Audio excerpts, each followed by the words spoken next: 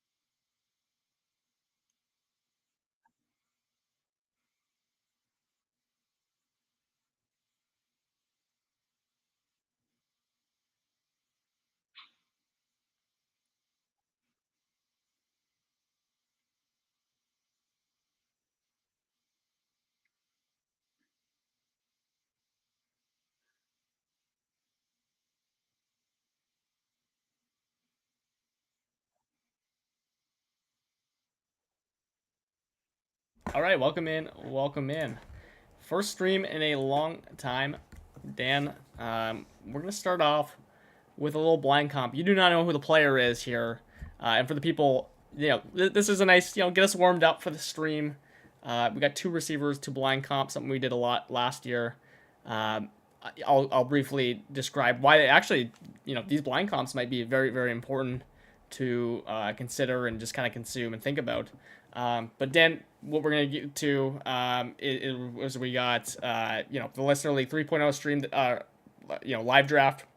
No, not live draft. Startup that happened. I don't know when did that happen to go, Dan? Like maybe like a month or two ago now. Yeah, a month or two. Yeah. Yeah, we did our startup, the rookie draft, all that fun stuff. So we will be reviewing that as popular requests from people in the league and everything. So that'll be a fun time. And for people that are not in the league, you'll get a lot of valuable information on like basically what we think people did well, what people maybe didn't do well, player takes, all that good stuff. It's gonna be kind of like almost like a startup strategy kind of live stream. Yeah. So plenty of good stuff there. And if you want to join one of these listener leagues, like you can just join our Discord, and you can get in the next one. So make sure you click the link in the description for that. Without further ado, let's get into our quick blind comp first. We're not gonna spend too much time trying to guess who the player is, but enough time for the viewers to think about it. Maybe there's some of them in the car, trying to visualize everything. Dan, Okay, wait. I guess I should screen share this with you because I don't think you Yeah. can see this, right? Okay. I cannot. I was We're gonna gonna- say Yeah. that would help. I will give you my screen share real quick. By the way, it's great to be back live streaming. I've missed doing this more this off season. Yeah, we've been focusing like more on videos, and that's definitely paid off. We did recently hit 600 subscribers, so that was really exciting. But yeah, the foundation of this channel was the live streams. It's great to be back streaming. And this really feels like home for us. Yeah, especially getting the blind comp. We had so many last year, and I guess right before introducing the two players here, don't worry, we'll get there in a second. I went back and looked at live stream just kind of for fun when I was bored, like maybe when I was just kind of doing stuff. Man, like, there were some really good blind comps we came up with last year. Some of the ones that like I had just off the top of my head, like was literally, Tucker Kraft, pointing out he was better than Sam Laporta in 2024 and 2025 before injury. Obviously Tucker Kraft was like one of the best, just like dynasty and redraft picks you could make. And then also George Pickens over Rome Odunze obviously was another great one. And of course the classic, my staple blind comp, which was just that Wandale and Shakir were just the same, Khalil Shakir were the same exact receiver, but they were priced very differently. That was, that was like almost like just like meme for how passionate I was just about like how ridiculous like Shakir's price got at a point last offseason. So honestly, like there was some really good stuff last year with these blind comps, and basically that is our goal. Bringing this up, we'll definitely make some videos on this too as the season is approaching. But here's a good warm up with our first one, Dan. We have 2 receivers. Now I did actually forget to like include their age on here, so these are both veteran receivers. Player 1 is 29. He just turned 29 this offseason. Same goes for player B. He's 30, but just turned 30 this offseason. So player B's got a year on him. They're both, unks. So don't gotta worry about age there. Now you know. Okay, player A has 1.26 yards per route run, which is 72nd. There is no route filter on that, by the way. That's just like pure 72nd if someone was like ran a few routes. So it's probably a little bit better than 72nd to be honest there, right? Player B, 1.42 yards per route run, pretty similar but a little better. Player 1, targets per route run is 0.157. Player B it improves at 0.201. Player 1 had 7 touchdowns. Player B had 2 touchdowns. And then fantasy points per game, this is full point or full PPR. Just 10.1 for player A or player 1. And player 2 just had 9.2 points per game. So pretty similarly bad receivers here. It's like, especially for people that are like watching and not seeing. Player B is better per route slightly. Player A or 1 or whatever. I'm going all over the place with A and 1, but had more touchdowns. So therefore more fantasy points. Right. Talk me through, like, it's going to be so hard for you to guess, Dan, for the people at home. Talk me through, like, what do you think these players are worth in Dynasty? You know their age. You kind of know their fantasy points. What should these guys be worth? I wouldn't think they'd be worth that much. I mean, 10 fantasy points, 9 fantasy points. I mean, that's, like, barely startable in your flex spot in most leagues. I'm assuming this is, like, full PPR scoring. I mean, it might be a little better if this was, like, non-PPR, but this is full PPR scoring, right? This is full PPR scoring, absolutely. Yeah, so I mean that's not a very, it's not particularly good points per game. They're both older receivers, around 30 or very close to it. And yeah, I mean the player 1 only has a not even a 16% target share, so that's not that great. Yeah, I mean I wouldn't think either would be worth very much. Yeah, but I have a feeling one or both of them are, probably one of them. Would you give me like a pick value or like maybe like a startup value? Just give me one of those, like maybe just to give a guess here of what a player here might be worth. And I mean, you could just say these guys you think they maybe are worth the same. I suppose. Right? I have a guess who one of the players is. Okay. Do you want me to say that or just answer your question? Yeah, just take your guess. Okay, but wait, let me just figure out. Okay, I think player 1. You said he's 29. Mm-hmm.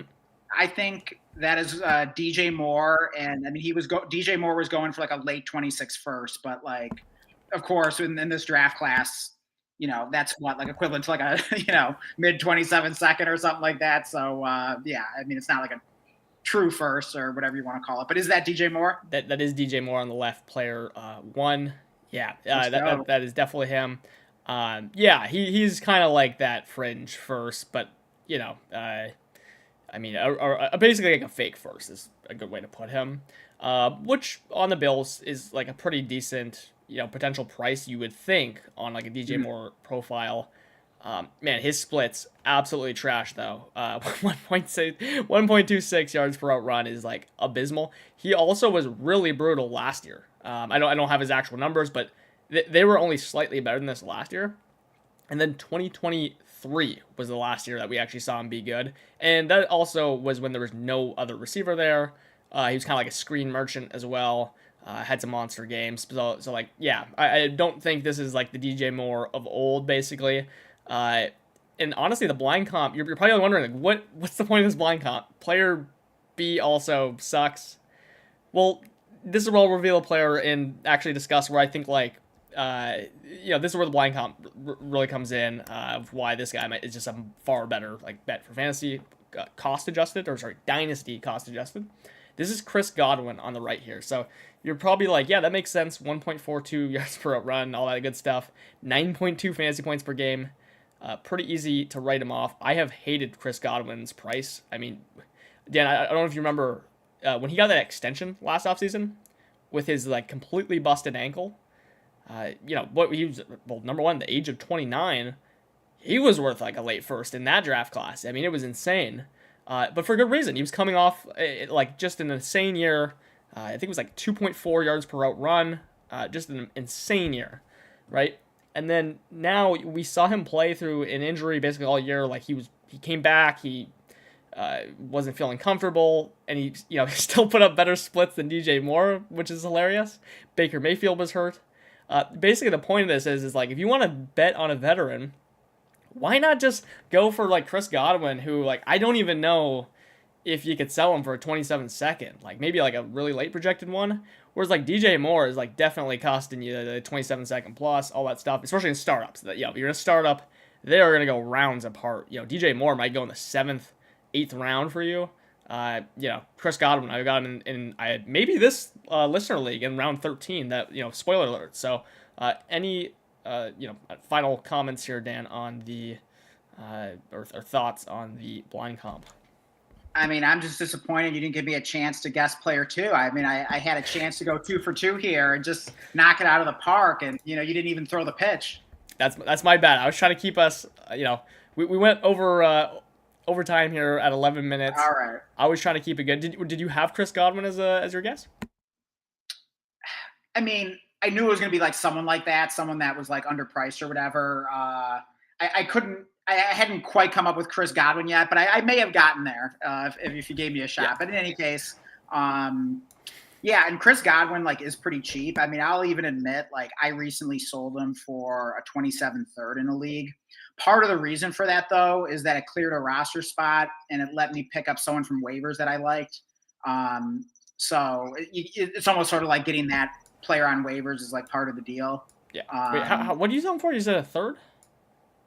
What? Did you say you sold him for a third? Yeah. Oh, come on. Where's my offer for a third? Where am I in this league? You're not in the league,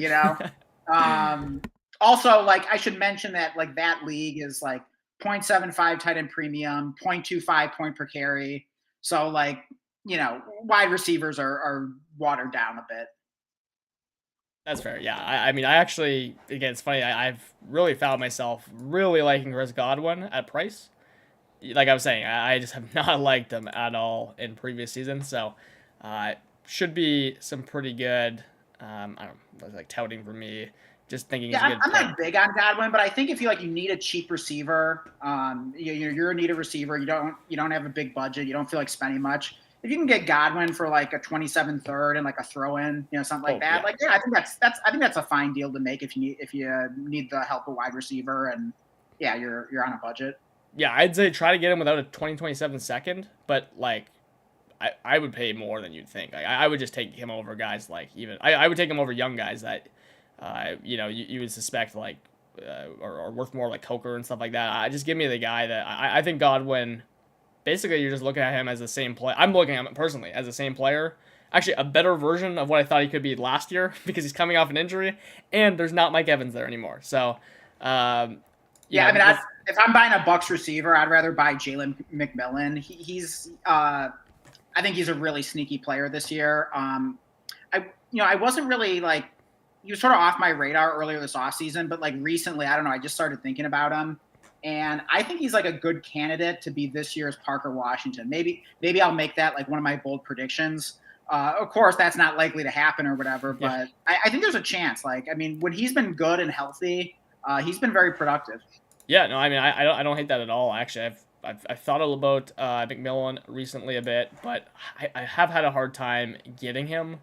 Funny enough, I thought he could be like a pretty easy buy, but yeah, exactly. I kind of agree. Like, I think McMillan's a guy that you don't want to, completely write off as well. Also in the same receiver room and younger as well. So good shout. Let's jump into the startup draft finally here, though. Hope people enjoyed the blind comp. So let's just, I guess, start with the order we got on here, and then we'll just leave ourselves to last. We'll start with Camex. This is his second listener league, I believe. Yeah. And I think he kind of went with like a similar strategy, which is like the stars and scrubs. But I think he probably executed it better, this go around. So let's pull up his board. You guys can see kind of like what he has taken here. So what he's got is basically, yeah, you're seeing the stars here: Bijan, Puka early, and then takes a Dart at 2-4. I mean, I love Dart early for me, and then basically from there you see him kind of piece it together. Yeah, a rookie pick. What is that? The 102, good Hey value. Blake, can you? I'm still seeing like Oh, your blind comp image. Can you switch it to the draft board? yeah. Do you have it pulled up, like on your I TV haven't still? pulled up Or? myself, but it seems to be like glitching. Like it won't let me like scroll down. So yeah, if you could show me your screen share, that would probably help me. Yeah, let me just do that real quick. All right. Sleeper. There you go. Oh wait, I think mine's working now, but still wouldn't hurt to do it anyways, just in case. Yeah, I just did it there, so you should be able to see it now. Yeah, I can see it now. Awesome, thank you. Awesome. All right, there we go. Yeah. So basically, yeah, he gets the stars: Bijan, Puka, Dart. Yeah, good value on the 102 at 310. And then yeah, McCaffrey, Fannin, just kind of piece it together. I think kind of where I'm looking at here, on a squad is that he goes, Shuck, Manungai, some rookie picks late. I do like the Schultz, to get some maybe production late. But basically, what I'm seeing here, Dan, is that he's kind of just missing, uh, like flex players. You know what I mean? And is having to Yeah. project with Kyle Manungai, Trey Tucker, guys like that. I do not want to have Trey Tucker anywhere near my starting lineup. What do you think of his draft here? I mean, yeah, I mean it's not like the way that I would do a startup draft or like build a dynasty team, but yeah, I mean Camex definitely just kind of goes for it and like does his thing. Like, I mean you gotta at least appreciate it. I mean he's just, he's just like, he's very on brand here. I mean, we saw it in like Listener League too. So like he doesn't really care like what anyone else thinks. Like, he gets the players he wants. It seems like he doesn't mind overpaying a little bit in these startups to like, get these studs. And he's definitely got a nice handful of studs that could certainly win the league. But yeah, I mean the depth is going to be the big issue. So um, Oh, yeah, it's just not the way I would do things. I mean, I mean, it's going to be tough. He really has to hit on some of these sleepers, and if he doesn't, and or he gets some injuries, like yeah, the team could be in trouble for sure. yeah, exactly. I've pulled up his like actual team though. I will say I think his team looks better now. I mean, he's actually traded. I mean, it looks like he's almost traded like everything. So I guess like not too much point like emphasizing this actual star draft. Daniels, some young running backs. Scatterbone Tootin's nice. Amon Ra, McBride's a stud. So it looks like he recognized that. Still, again, just lacking some depth. But I will say I think his lineup looks better now than it did outside the startup. So I like Uh-huh. that. And hey, he actually did keep his 27 first, which is not on brand for what I feel like with Yeah, KMX. So I think that's good that he at least hung on to that this time. yeah. And wait, I'm confused. You say he has Amon Ra now? I I've just like pulled up his team. Is that not accurate? Like it says he. Oh, okay. Wait, hold on. Yeah, I think this is just like bugging or something. No, okay. Yeah, I guess just ignore what I said. Like he's got the same team. I don't know whose team we were looking at, but maybe I clicked the wrong button or something. But yeah, Yeah. okay. I'm not sure. This is the same team that was in the startup. Okay, so Okay, so he hasn't made too many trades then since the startup. okay, this makes sense. Yeah, he does not have his 27 first. He does not have his Oh, 28 okay. first. Yeah, that's what I was gonna say. Like that Yeah, didn't sound like Camex. yeah, that's why I was like, wow, he is like traded a lot. I must have just clicked the wrong team. Yeah. Yeah, has the same team. Okay, yeah. So, um, yeah. What are your final thoughts on the Camex? We'll call this the Camex special here. Yeah. Um, I mean, we'll see how it works out for him. I mean, he'll see how it works out because yeah, he did pretty much like the same thing in the Listener League 2 startup. Um, so I mean, let's see how this goes for him. I mean, if it doesn't work out so well, it'll be a good learning experience, and I'm sure he'll go back to the drawing board and do some things differently. If it does work out somehow, I mean, I guess he'll keep doing it until it doesn't work. So, I mean, it'll be interesting. I mean, sometimes like stars and scrub can work. Um, but I still think he could probably accomplish that in potentially a better way. I mean, I kind of think that Blake, or I mean, the strategy that you kind of hallmark that I called quiet contending. I think that's kind of like a really savvy way to do stars and scrubs because you still get the stars, but they just might be like more like redraft stars on a dynasty team. They might not be like dynasty stars per se in terms of their dynasty value, but then you'll have all this future draft capital that can bail you out, also provide a safety net, so that like if your redraft stars, let's call them, don't succeed, well then hey, like you're going to be set up well for the future because you already have all these future picks. So I mean that's the way I would want to do stars and scrub, but I don't really want like stars and scrubs where like the stars are like dynasty stars because it's hard. And what, this is a start 11, right? We should probably give the format. So it's a 12-team league, start 11, super flex, full PPR. The tight end premium is just 0.5. But yeah, in a start 11 league, yeah, I don't really want to just have like a few dynasty studs that are worth a ton, and then the rest is just like sleepers and fodder. Yeah, no, I agree because when you got those dynasty stars, they cost you, and they might be producing really well like Bijan, Puka, but that is really taking a toll on your roster. So, yeah, I do agree. Of course, like I mean, I'm the one that does the strategy, so of course I'll agree with myself that I would rather like take that approach of like target redraft stars, Yeah, and get more depth, get more picks. That's obviously just watch the quiet contending video on how to do exactly. that. What's funny is, There you go. I'll at least allude quickly to just to when we get to my draft later on.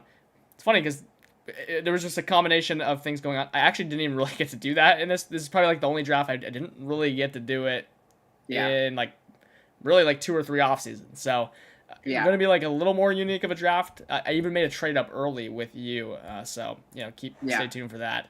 But yeah, so Camex does the Camex special, no picks, stars and scrubs.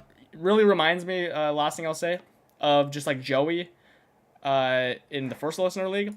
Had that like crazy unique build. The one thing like Joey had is he actually had like a stronger like redraft pieces. He had Saquon, Josh Allen, Lamar, guys like that.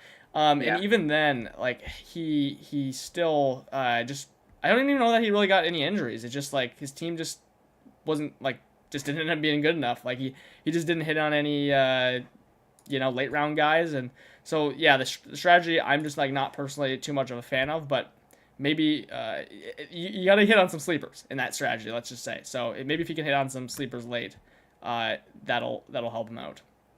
Yeah, but I think that's an interesting comparison, and I think the way Joey's team turned out is, yeah, certainly a scenario of like how it could go for Camex. But that's the thing, like when you invest so much into a few players, you're really betting on the certainty that like these players are going to be studs, and like they might be. Like I mean, we're expecting them to be, or at least the community expects them to be certainly. But like, look what happened with Joey's team. Like Lamar has a disappointing season. Saquon has a disappointing season. Josh Allen is good. Yeah, I believe he was like the QB 1 or 2. But it wasn't like, anyone that owned Josh Allen last year was like, it didn't feel that amazing. You know what I mean? It wasn't as good as like previous Josh Allen seasons. So it's like, it doesn't take much for just a few things that, not quite go as planned. And then boom, like all of a sudden, like you don't have a lot to hang your hat on. Yeah, I actually watched back that Joey one, and I basically predicted he might win the league if everything goes right. He also Yeah. might be like the 104. I owned his Yeah. pick. He was the 104. So like I think Hey. that's kind of the route that like that's a risk you take on a build like this. So Yeah. yeah, he definitely is. It's kind of there's no like being in the middle with a build like that. I feel like let's move on to um, Jared. I always want to call him like Ryan, just because we've been introduced to Jared. He joined Grease Bowl league that we're in this offseason and has been awesome. Actually, he's been really helping out with the YouTube stuff, kind of watching over some YouTube videos for us. So shout out Jared helping out with the YouTube process. Yeah, he takes a draft here where it looks like basically it looks like for the most part he just he made a trade to move up from the fourth to the third, but for the most part, just got like kind of stuck in pick. He is maybe moved a few spots around. You can kind of see like his picks are all skewed over the board, but mostly has a pick per round. Starts with Drake May, which I will say I don't love the Drake May start early, and really doesn't have anything to do with Drake May. It's just like that's kind of my stance this year. I don't like taking quarterback early. But he does have a really interesting build here, having Genty. That was an awesome pick. Tet and Pickens, of course, are awesome. It's one of my favorite targets down the board, and Dak. So I thought he pieced it together like a pretty balanced team here, which I think is important in a startup. And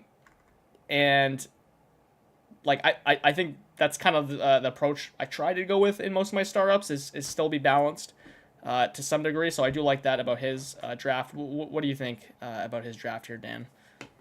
Yeah, I think it's very balanced. Yeah, you just like look down the starting lineup. I mean, start 11, you definitely want to have some depth. And I mean, he's really doesn't have too many weaknesses in his starting lineup. I mean, you and I are a little skeptical of Michael Wilson, although I like him a little more than you, Blake. But I mean, as your last flex spot, like that's definitely not terrible. But yeah, I mean, I like having like Terry McLaurin and JMO like in the flexes. I mean, I tend to build more around running back personally this offseason. But I mean, I don't hate that. If you're going to build more around wide receivers in your flex spots, I definitely like McLaurin and JMO there. And then even on like the bench, like I mean, you got to like really scroll the way down, but like there are some good names there. I mean, you got some like solid depth with guys like Ramondre, Chris Rodriguez, Denzel Boston, Jeremy Bernard, Jalen McMillan. We were just talking about him, Isaiah Likely. So, I mean, there seems to be a good amount of depth on this team. And then let's see if there's anything on the taxi. Not too much there. But yeah, I mean, he sells his all his future first. He's not missing like too many future picks. He doesn't have any extra, but not the end of the world. At least he has like most of his. I think he's missing a second in each year, so nothing like crazy. Yeah. Yeah. Yeah, but I mean, you would hope that if he's missing a few picks, that he has good depth, and he does. So, like, I think he did a really solid job here. Yeah, pretty like I would say, yeah, just like a solid draft. Nothing that. By the way, we should do our like favorite pick and least favorite for each team, and then say our. I think we did that for our previous listener leagues. Like, say who we think is gonna, I guess maybe like win the league. Yeah. After the first year. This is probably not going to team that I'm going to like naturally say just like wins the league just because it's a really balanced team. I mean, things break right. Of course, he's got everything there. He's got the depth. So yeah, kind of like a middle of the pack team. I guess like, yeah, my one nitpick is just like I always like trying to grab extra value in picks. That's honestly something I couldn't even really do in this draft anyway. So I can't, that'll be my critique as well to myself. Who do you think is your favorite and least favorite pick here, Dan? Yeah, let me take a look. Yeah, I mean, looking at like, the top few rounds here.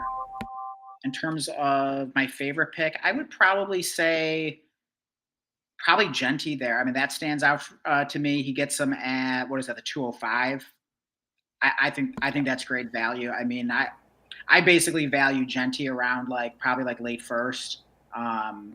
I mean, he really could be like the next like Bijan or Gibbs. I mean, this is a good time to invest in him too, going into year two.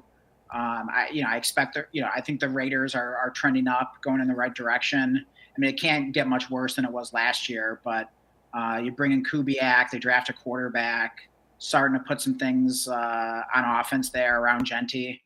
Yeah, so I thought that was just a great value there. Yeah, no, I agree. Yeah, that would be my favorite pick as well. By the way, shout out Greasy K in chat. I hope I said that right. Thoughts on Baja Blast? I want to get your opinion on this, Dan. But Baja Blast, I'll say, is elite, even though it tastes like something that you should not be putting in your body. And I will say that I've tried Baja Blast Zero. Oh yeah, Trent's not in this league, but Trent is in one or two of the listener leagues. My like real life friend. He had Baja Blast Zero somehow at his house. It's not even like a thing I found in Canada. That disappointed me. I love my, whatever, like any version but Zero. I was disappointed. Dan, have you tried Baja Blast before? I'm assuming you have, but. Yeah, I have. I mean, like, sometimes I do like, deliveries for like DoorDash or like Uber Eats. And, there's been like, some scenarios where like, a customer like flaked out or like wasn't, couldn't accept the delivery and I'm like stuck with their order. So it's like, okay, and yeah, I mean, that's pretty much, yeah, the only time where I've actually had like a Baja Blast. Like I've never actually like ordered one, I don't think. Yeah. But yeah, it's good. But like, I like the way you put it. Yeah, it's good. Though it does kind of feel like something you shouldn't be putting in your body. Like, yeah, it's just like so like unnatural. Yeah. I don't know. It's like looks like acid or something. Like yeah, it's like it's like the like unhealthiest pop meets like the like unhealthiest like energy drink like combined together. I don't know, something like that.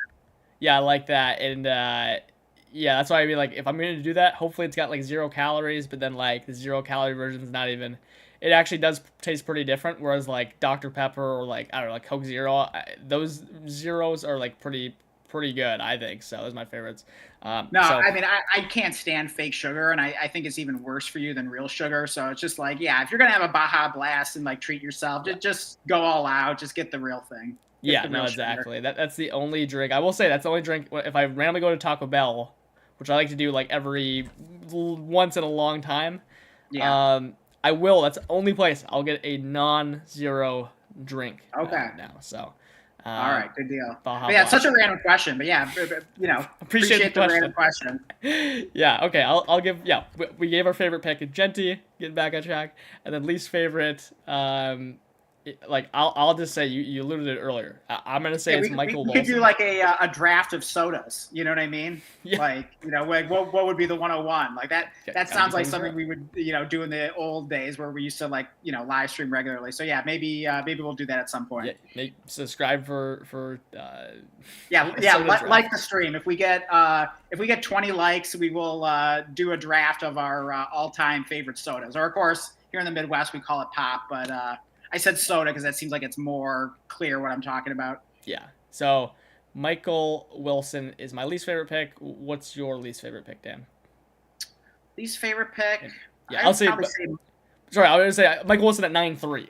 By the way, for the viewers. Yeah. Okay. Yeah. We should definitely clarify that. I'll say Mark Andrews. I don't even see where he got him, but yeah, I'm just pretty down on Mark Andrews. I mean, maybe if it was like a 1.0 tight end premium, you could like justify taking him like I don't know, wherever he normally goes, but yeah, I just don't see like a ton of upside there. Yeah. I mean, I don't know. I'd have to kind of see like what players are around it, but I'm sure there's some players I'd rather have than Mark Andrews. It's just like such a low ceiling.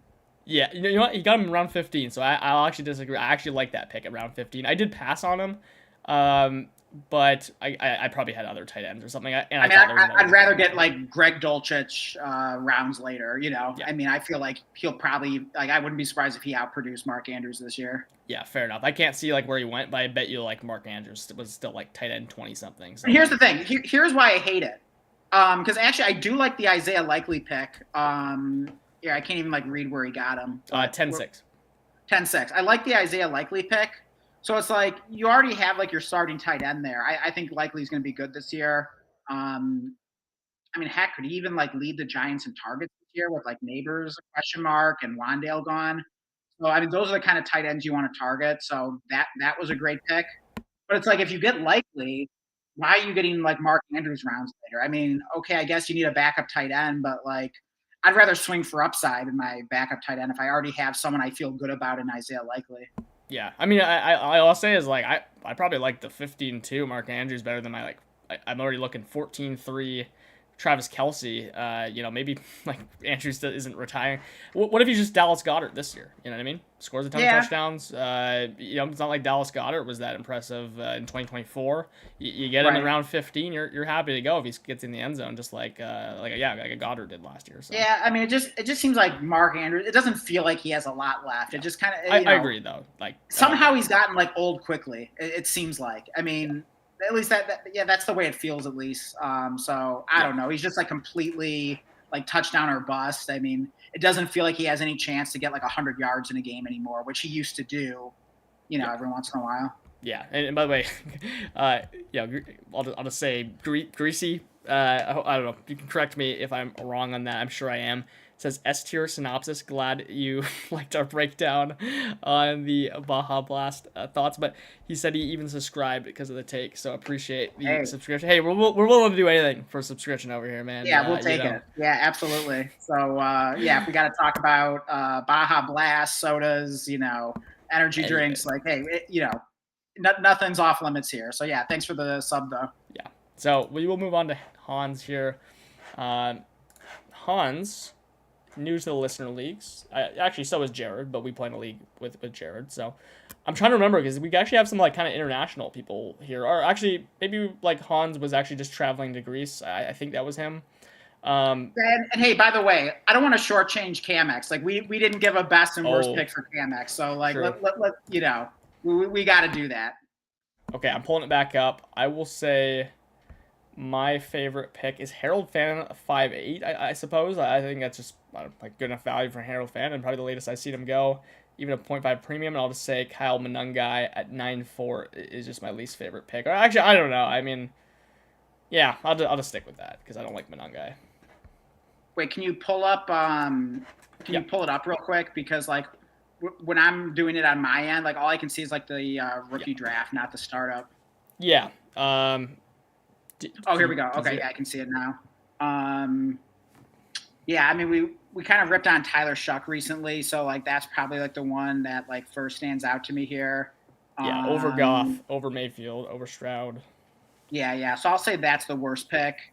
In terms of the best pick, wait, where did you get Jackson Dar? Was that early 204. second? Yeah. 204. Yeah, I'll say that because, or actually, I don't know. I could even say like Bijan at 101. I think was a good pick as well.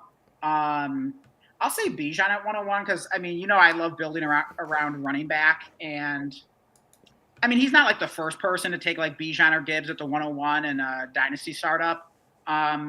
But it still feels like somewhat bold, and I respect that Camex was like willing to do that because like it's still something that never happened in previous years. So that is what I enjoy about Camex is like I was saying, like he has fun and like he's not afraid to just like go for it. So like I hope it works out. But yeah, I do like Bijan at 101. Although I probably would have taken Gibbs, maybe a little biased, but I mean either way, they're both bona fide studs and worthy of the 101. I think. Yeah, he's a full center for sure. And yeah, hey, Greasy has something here that I was like literally gonna joke about this when starting the stream. He says he comes for the fantasy football takes, stays for the random stuff and like chat responses.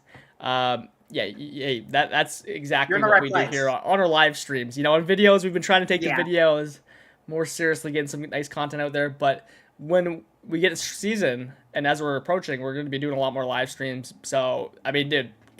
Make sure you're subscribed if that's what you like because that is what we do. Remember we were even giving like relationship advice.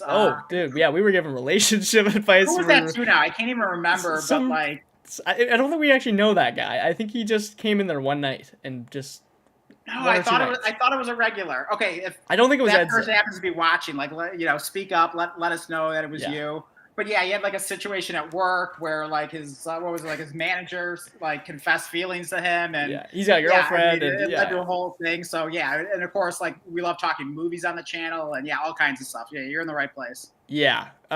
So yeah, definitely in the right place to say the least. We could probably come up with a list of some hilarious stuff that we've talked about on stream.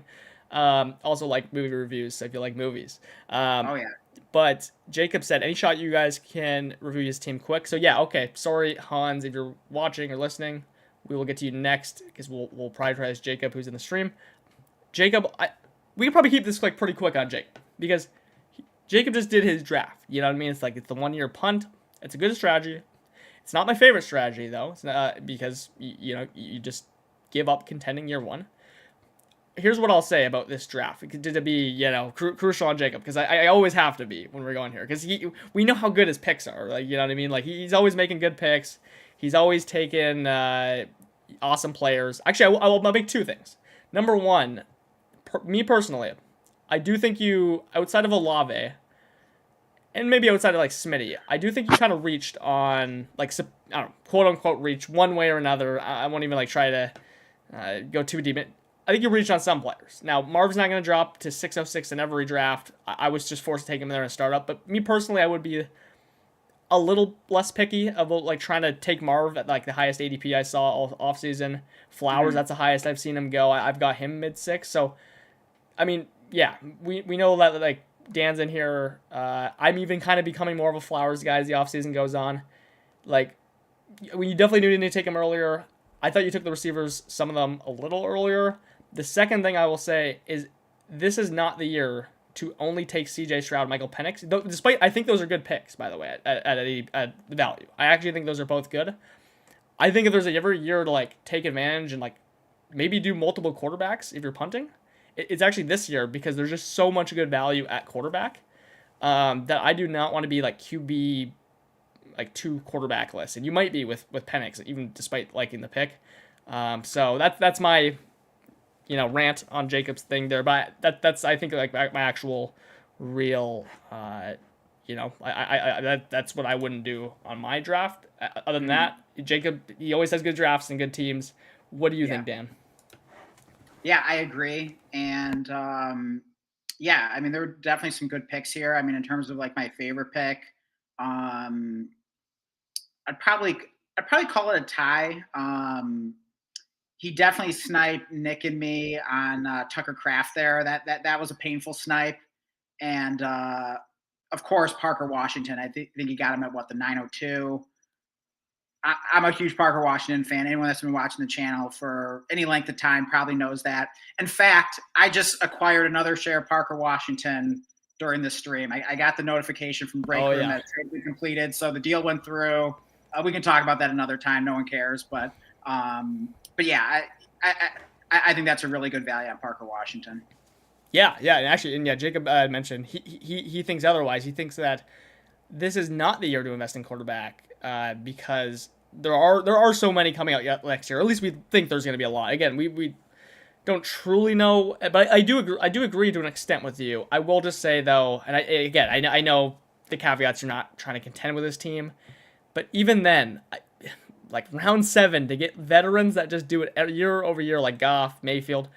Again, I think Kyler, like there's so much potential, flippability potentially with the value you're getting that.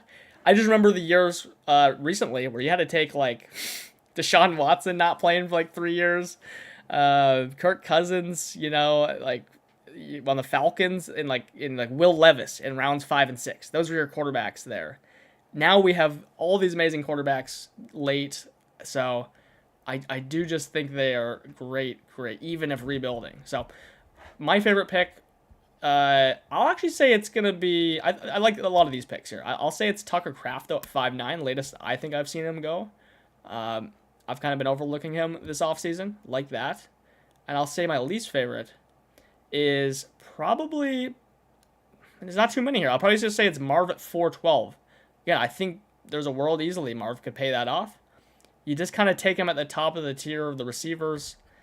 I want to wait for him to fall before even considering taking him personally. So that. Yeah, I mean, yeah, and I didn't give my worst pick for Jacob. It is tough finding one, but I finally found it. I'm just not a Penix guy. I think Tua is going to be the quarterback there. I think that's just probably a wasted pick. Yeah, fair enough. Yeah, okay. Yeah, we'll address the comments as we move on here. Another new viewer, and Kyle, welcome. He asks, do we like Bucky Irving or Breece Hall better? I probably should be good to like ask you, Kyle, for is it Dynasty? Because sometimes people come in here wanting redraft advice, and we're getting a redraft season, so please clarify that. We can probably sum it up though a little bit while you clarify that. I'll just say like in Dynasty it has to be Breece Hall because he's just worth more, and I mean, Breece Hall is awesome. I'm just like not scared of Breece Hall being destroyed for value, but I think Bucky potentially could be a better value with where he's been falling in some drafts. Not this draft, but in some. So in redraft though, I would go Breece Hall as well, but I wouldn't be like too opinion about that. What do you think, Dan? Yeah, I've always liked Breece Hall. Yeah, he's definitely the player I'd rather have on my team. probably even at value because I still don't think Brees Hall is that expensive in Mhm. Dynasty. If it's redraft, I'm not exactly where where he's going in redraft. We're just kind of starting to shift our focus toward that and getting into redraft mode. Um, Bucky Irving. So Nick and I did draft him in Listener League 3 startup, but I've kind of been like all over the place on him. I don't feel as confident as I did, a couple months ago when I thought he was a really good value when he was really starting to like fall down draft boards. The injury updates since then haven't been amazing. I still think there's a chance that it'll be fine, but I don't know. I'm kind of just following my intuition on this one with Bucky. Yeah, I'm seeing where it's hard to know exactly where his ADP is. I will say, Kyle, the one thing I'm just gonna go in with a player like Bucky is that I'd be really sketched if his price was not reflecting all the potential downside with him. If it does reflect it, and especially because I want running backs early, he could be like the perfect like sort of like zero RB kind of guy because you might be able to get him around like 4 or 5. Again, I'm not 100% sure. It's hard to know real ADP right now because it updates as we go. So he could be a really fun target, especially if you need a running back. Hmm. Obviously there's risks, but I mean I really think like if Bucky and Brees hit, like I really think their ceilings are like basically the same thing. I mean, it's been a while since we've seen a Brees monster season, anyways. So, um, yeah, I think both are pretty like similar, but Brees Hall is much safer and more expensive. So, Yeah, I mean, Brees Hall's more proven, and he's also more insulated from both kind of like a real NFL perspective and as a result in Dynasty because he's got the second round draft capital, whereas Bucky Irving was what, fourth round, yeah, So, yeah. Sorry, um, he was talking about redraft too. I forgot to oh, clarify he's talking that. about Yeah, redraft. Okay. keeper league. So, oh, he just wants to know which one to keep. I don't. I think he just is asking about them. I'm not sure about the keeper I mean, part. yeah, It for definitely wouldn't be redraft, Bucky. It definitely wouldn't. You definitely would not be keeping Bucky. That's for sure. I would rather own Brees Hall than Bucky Irving. I mean, if both were on the clock, I would take Brees Hall over Bucky Irving. Um, but yeah, if the question is like which one's the better value, I'd have to know exactly where they're going, which I don't have a really good sense of yet. Yeah, Brees But yeah, Hall feel goes free like two to three clarify the turn. question. But yeah, straight up, give me Brees Hall. Yeah. Brees Hall is clearly like the higher RB at least on drafts And I've I think seen.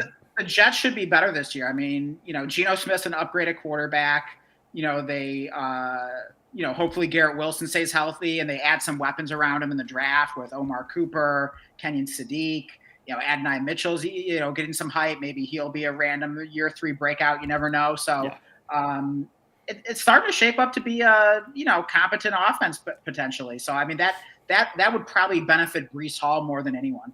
yeah. Oh yeah, 100%. I agree. I will say from what I've seen from that is very priced in with Brees Hall because he's Okay. going very high from what In I've seen, redraft. like early round 3. Um, that's I mean he was going like like round 4 last year, so he's going higher than even last year. So yeah, I like I mean I love Brees Hall as a player, so I hope Yeah. that helps you out. Again, once we get ADP and everything, Kyle, make sure you subscribe. We'll be doing a ton of redraft stuff for you. We can give you better advice between these Yeah, guys. for sure. Yeah. That's So our yeah, speculative before ADP settles in. yeah, yeah. Ask us again later. But yeah, appreciate the question. Yeah, and even if you had Bucky Irving, yeah, get Kenneth Gainwell. That would be an awesome, pickup. I would prefer him to Tucker because Gainwell, in theory, would have a role with like the pass catching. That's what matters more. Whereas like Tucker, you're just kind of hoping he falls in the end zone. I wouldn't waste a roster spot on both of them. So Bucky and Gainwell could be nice. So yeah, hope that answers your question. Greasy was saying just to comment about the draft class. He said it wasn't the 2025 draft class supposed to have 4 to 6 QBs at this time last year. Who knows? Kind of like I agree. There are a ton of quarterbacks next year, so like we will get quarterbacks coming out. At the same time, we were supposed to get a ton this year, and like no one came out. So I don't know. It's hard to speculate, but I'm going to trust the analytics on Jacob that there are definitely going to be some nice quarterbacks coming out. We already did Dan a 2027 mock draft, Oh yeah. looking ahead. So we saw a lot of stuff we liked there. Let's move on to back to Hans here. keep throwing stuff in the chat. Keep sidetracking us. Right, We right. love it. Yeah, we love it. Hans here, you can see he only made a couple trades, so this makes things easy. I mean, really, like, he even just looked like he just really moved back a couple spots in the 5th. Moved a pickup from the 9th up to the 8-12. So, yeah, really very minimal trading here from Hans. Wow. I mean, I'm just looking at some of these picks. The first 4 rounds, really like those. I think it starts to fall off, like, in my opinion, a little bit. There's just no way I'm taking Cam Ward 5-7. Yeah. No, like, crazy bad picks, though. I mean, Pierce 7-3 is to me, you take Addison at 8-10. I just prefer Addison over Pierce straight up. So I think that's a bit of a reach there with Pierce. And I guess he went 3 quarterbacks early. And again, kind of like, in my opinion, a reach on Ward. So that's definitely going to be my nitpick. You could add a guy like Kraft, Fannin, Bucky, Henderson there. So, what do you think, Dan? Do you disagree with any of that? I'm sorry, disagree with which part? Well, just did you disagree with anything? Basically, I said about his draft. Like, I think it started really strong, and then starting at the Cam Ward pick, it started to drift off a bit. I think that Addison and even Swift, and there's some good picks in here. Hunter Henry late, I like that, but also some picks like even Jordan Mason, who I think is a sleeper. Still, maybe like 2 rounds before I would even consider taking him. Yeah, I mean, I like Alec Pierce more than you do, so I don't mind that pick too much. But yeah, I mean, I feel like other than Cam Ward, it's pretty solid through the Blake Corum pick. It's after that I think it doesn't feel quite as inspiring to me. We got Zach Charbonnet in the 11th round. In the 12th round, you have Jacoby Myers and Jordan Mason, and then Hunter Henry, David Njoku. Like none of those like 5 picks there like feel particularly inspiring to me. I mean, I know we're getting like later in the draft now, and there's only so many good players like left on the board here. So like I totally get that, but I mean, honestly, I'm a sucker for Jalen Noel. Like, I love that pick. I mean, okay, we're back on track there. I love Jalen Noel. He offers some upside, some youth. I think he has a chance to do something in year 2. Yeah. But yeah, just like those 5 picks before, it just don't do too much for me. But like none of them are terrible picks though. So like, if your worst picks are just sort of average, that's not the worst thing in the world. But yeah, I do think the draft started pretty strong. I think overall it's a pretty solid team. Yeah, overall a pretty solid, again, balanced team. I do think it's one where when we get in season, you got that capital investment in Ward, it's going to be tough to be like a true contender in a start 11. And then again, there's some picks here like Charbonnet, Corum. You can be getting starters like Mike Evans and even though they're vets, Devontae Adams stuff. So I think that's my biggest part that I'm not too much of a fan of. I think it's gonna be really hard to contend with a team like this year 1. I think I'm gonna check right now. I'm assuming he didn't make too many trades, so he probably doesn't have any extra picks. Let's see. Mm-hmm. Yeah, no extra picks. So that's what I would have liked to see. And if you go with a route with like this, is don't make that Cam Ward pick basically. Like trade that back. Heck, maybe just take like Mac Jones later or something, and who knows what you get for 5-7. You should be able to get at least like a first plus to move way back into the 15th. So, yeah. So what's your favorite pick here, Dan? Jalen Noel? I mean, yeah, that's an easy one to say. But since I already mentioned him, I'll look for someone else here. I'm gonna say, it is hard. It is hard not to go with Jalen. That is probably my favorite pick. What round did he get Nolan? 16-10. Oh yeah. That's my favorite pick for sure. Yeah, I'll call 2 out here actually. I like Addison at 8-10. I think that's great value. Yeah, I think that's actually awesome. And he gets where is it? Yeah, Hunter Henry at 14-10. I love Raritan, but I don't know. Just in that range of the draft, getting a tight end that's done what Hunter Henry has done, I'm willing to burn those picks all day long, taking a chance, see if I can get a repeat. So I like that for his build. He needs like a Hunter Henry there, so don't mind that. So yeah, overall, solid draft. It kind of similar to the Jared. I was calling him Ryan. Except I think maybe like Jared, I liked how he dispersed his like picks a little bit more to be more Yeah. contending. Any you agree with that, Dan? Yeah, I do agree with that. And the last thing I'll say about Hans's draft, I think what limited his upside a little bit on this team is taking a third quarterback in Cam Ward that he really didn't need, certainly at least at that point, if at all. And then drafting Kyron's handcuff and Blake Corum. Now I like Blake Corum. I think he has some upside. But if his upside is realized, then that's at the cost of Kyron Williams. So it's not that I'm anti-handcuff, but it's all about the cost of the handcuff. Yeah. I think you can justify taking Kyron where you did. I think you could justify taking Corum where you did. I just personally wouldn't want both of them on the same team, probably at that cost. Yeah. The only scenario where I'm owning both Kyron and Corum on the same dynasty team is if I have like a very high value dynasty team, I can just afford the luxury of it. But you do limit your upside a little bit between having the 2 Rams running backs and a third quarterback that you invested a lot into after you already invested so much value into Josh Allen at the 103, Patrick Mahomes in the third. Like, yeah, you don't need to be messing around with Cam Ward. So I think doing those two things limited your upside, combined with not having picks. I think that's kind of where some opportunities were missed. Yeah. But something to consider in the future, though. Yeah. I'll actually just add, I think he had a really good start here. And even throughout, still had some awesome picks. I think the take home, and maybe, like, I don't know, it could be, people were telling me they might have been their first or second draft. So some, like, constructive criticism for Hans would be, in my opinion, is in a start 11, I wouldn't be making these picks like Corum, Charbonnet, Cam Ward as the third quarterback. I only want to take those guys in a start 11 with the kind of build he's got if they're a value, and none of those guys were a value. So yeah, in my opinion, that's where going a different route would have really like helped his build out. So yeah, kind of like mixed result. There's a lot he did good. And some stuff it's definitely not a bad team. I mean, you have some good pieces to build around. So yeah, all is not lost here. I just think there were some missed opportunities. And yeah, maybe that's something you'll consider differently in the future. Like, yeah, we're always going to offer up our real opinion because we're trying to help everyone get better at Dynasty. I mean, that's the point of the channel. So you're always going to get the brutal truth from us, but some good things and some missed opportunities as well.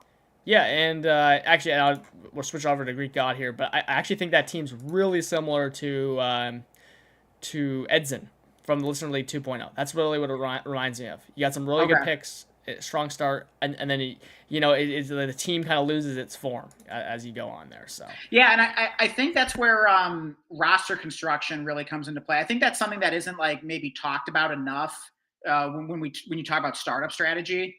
It kind of gets like lost in the shuffle sometimes, and I think that's like where it's so important. Like, I mean, I think if you focus a little more on roster construction, you're not going to like take a third quarterback when you've already invested a lot into 2. You're not going to take an expensive handcuff when you've already taken Kyron in like the 5th, 6th round, wherever he took him. So I think those are just some roster construction principles. And hey, if roster construction is something anyone out there watching would like us to talk more about, let us know in the comments or the live chat. We can certainly do that.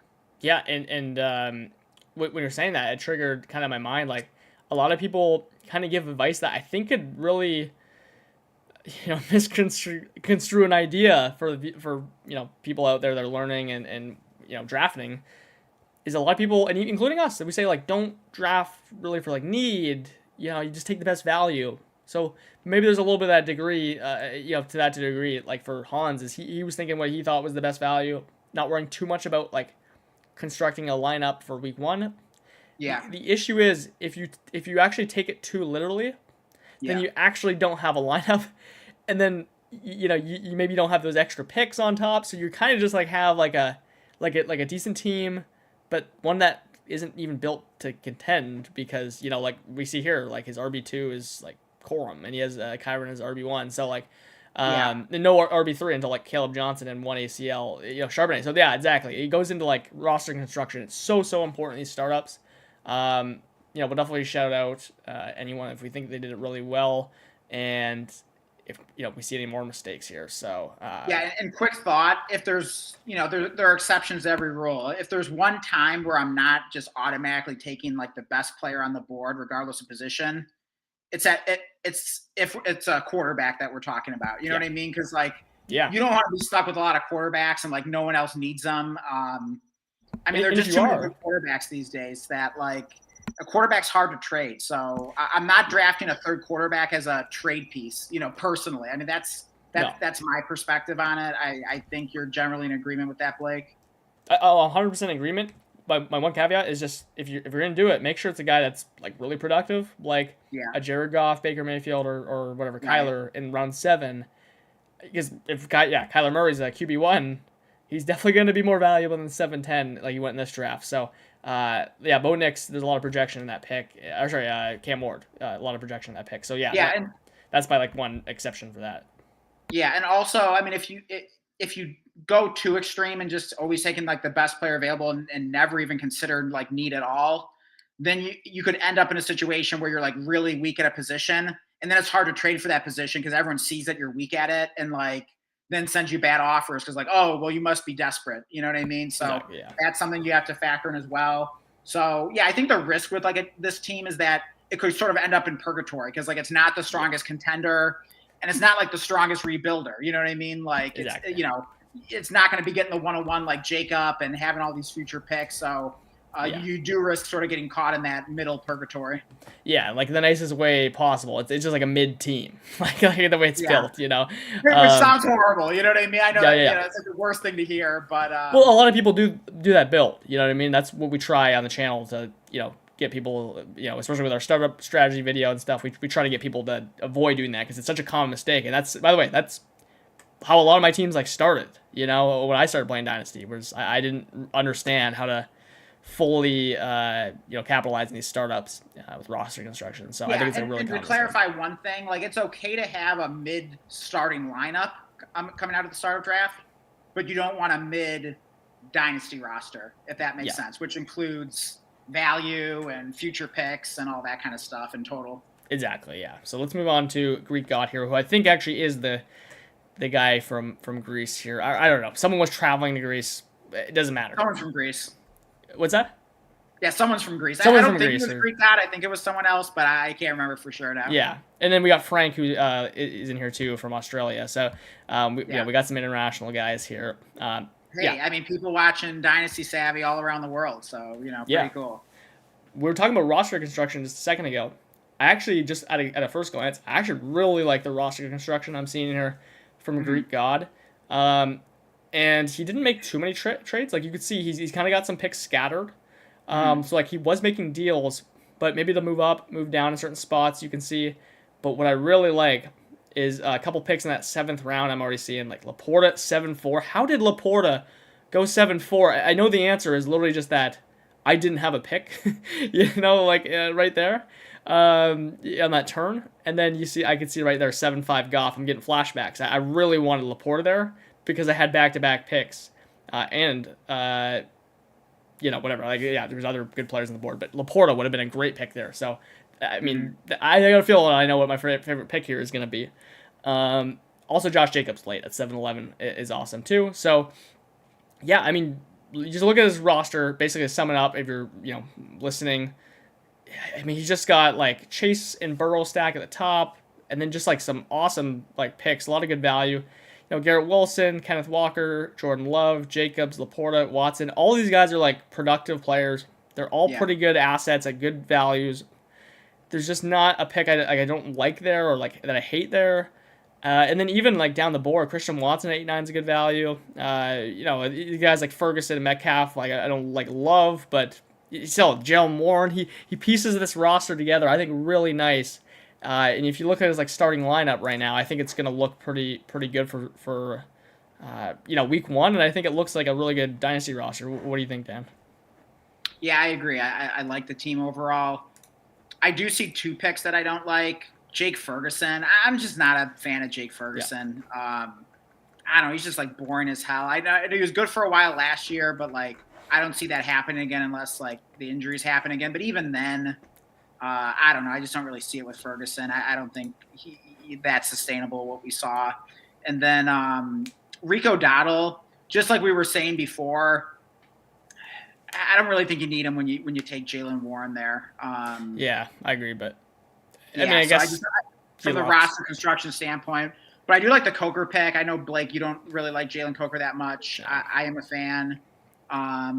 What do you think about that Shakir pick? Is that late enough? What was that, like round 13, is it? Yeah, I mean it's fine. Like I was forced. The only reason I ever took a Shakir in my life is it was that deep state with Jacob and you. I took him at like the mid or back of the 14th. Okay. Because I didn't have a receiver. Like I didn't even Right. want to take him. I just so I mean that tells you what I think about Shakir. Like Yeah. I think he's more in that range, but I mean it's all right. Like of a pick. Like Yeah. I definitely don't like it, but Yeah. yeah. But yeah, heck, actually, we'll be talking about Khalil Shakir in a video soon. Actually, kind of could be a very fun one. So stay tuned for that. I know that sounds horrible. That's probably an awful tease, but basically, like Shakir's like Shakir. we theorize that he's basically the most like hated player in Dynasty. So we're gonna have some fun with that. So yeah, make sure you're subscribed for that. But my favorite pick is Kenneth Walker. Is that 409 where he got him? Yeah, 409. Yeah. Yeah, I like that value. I like me some Ken Walker. Yeah, I like where he got him there. Yeah, I remember having my eye on him through the draft. I thought the draft board like got it right. Like I don't know if I want to take him any earlier, but I think that's is like a good pick for Walker though. Yeah, I mean I took him. I took him like a round higher than that in Listener League 2, but that was probably my worst start of draft ever. So we won't rehash that. But yeah, this feels better for Ken Walker. Yeah, 100% agree. By the way, I just can't. I gotta go back to the one moment. I thought that was hilarious. You're like, make sure you guys subscribe and stay tuned because we're gonna be talking about Khalil Shakir. Yeah, that's gonna be one of the funniest moments. Yeah, on the channel. Worst tease ever. It's like, please don't unsubscribe. I promise. It's actually pretty cool. Yeah, no, it actually is a fun video though. I mean, we haven't even made it, but we're working on it. So yeah, it's because like Shakir is like so hated and like no one wants him that it's a funny video. So yeah. We won't give it away. We could have done a much better job teasing this, I'm sure, but it should actually be pretty funny. Yeah, so I don't really have much any more to say about Greek God. This is a really good team. Like again, my nitpick for everyone in here is just gonna be like, is there a way you could have, maybe, like I guess for him, you see, he didn't make too many trades, made some. Could he have made a little bit more, maybe gained a little more extra value overall through picks, whatever it might be? But again, he still had such a good draft, and like I said, like I struggled in this draft to do that anyways, so I completely understand if someone else wasn't able to do it. So overall, really good draft, I think, by Greek God here. My favorite pick, I'll start us off. Got to be Sam Laporta. Again, I really like Jacobs at 7-11. I actually had to pass on him twice to make sure I got my two quarterbacks because I waited so long. Goff and Mayfield, I thought was awesome. So, he got lucky there that I had not got a quarterback before. Otherwise, I probably would have definitely taken Jacobs. So, what do you like as your favorite pick, Dan? Did you say Kenneth Walker?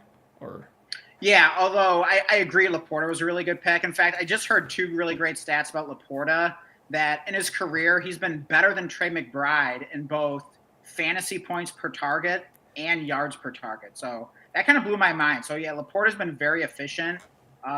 If he could get a little more volume, like he could really do some big things. I mean, we've seen it before, like his rookie season.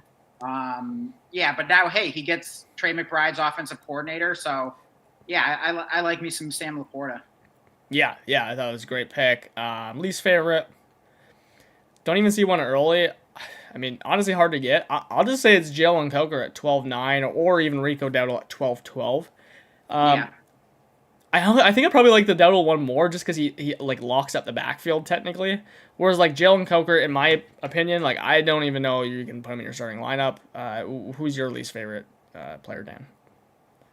I mean, yeah, I guess if you're going to lock up the backfield, I guess that's cheaper than like the two Rams, but like I still probably wouldn't have taken Dottle after Warren. I do like the Jalen Warren pick though. I mean, if he has that Kenneth Gainwell role with Aaron Rodgers coming back, like that was super valuable. But yeah, my least favorite pick, just Jake Ferguson. I just don't really see the point in him. I mean, you already got Laporta. It's only a 0.5 tight end premium. Like, what are you going to do with Ferguson? Like, I mean, hopefully you're not flexing him. he's just going to rot on your bench. He's not going to gain value. So I just don't see the point of that pick. Yeah, no, exactly. So, okay, let's move on to. I guess we'll skip us there. So we'll go on to Rick here. Um, let's see here. I'm just gonna pull up his team here so I can get a good look at it. But yeah, so he's really similar to Greek God with his trading. He's got a lot of picks in his column. You kind of see in these, especially these earlier rounds, moved up a couple spots, got the other side of the board, made a couple trades. There was a lot of trades overall in this league, by the way. If you guys can see the board, like lots of trades. But I don't know. I guess we'll see who was like making all these trades because like so far hasn't been crazy. Like we've got a lot of people picking in their column. It seems so far. Yeah, I mean I'm already looking here. In my first thing, Dan, that I see is you got a good start here. But then, like, again, I'm just not going to love anyone's draft if they don't take a quarterback basically by round 7. Especially like when Bryce Young is like, your 8-6 pick. I don't like that at all. I will say, even though Daniel Jones, that's like the highest I'd even like ever consider taking him is like the mid-8th. I still think he's a really good value. And I think Stafford in like the mid-10th is a really good value to try and piece together QB2. So I like how he actually addressed the quarterback room, minus Bryce Young.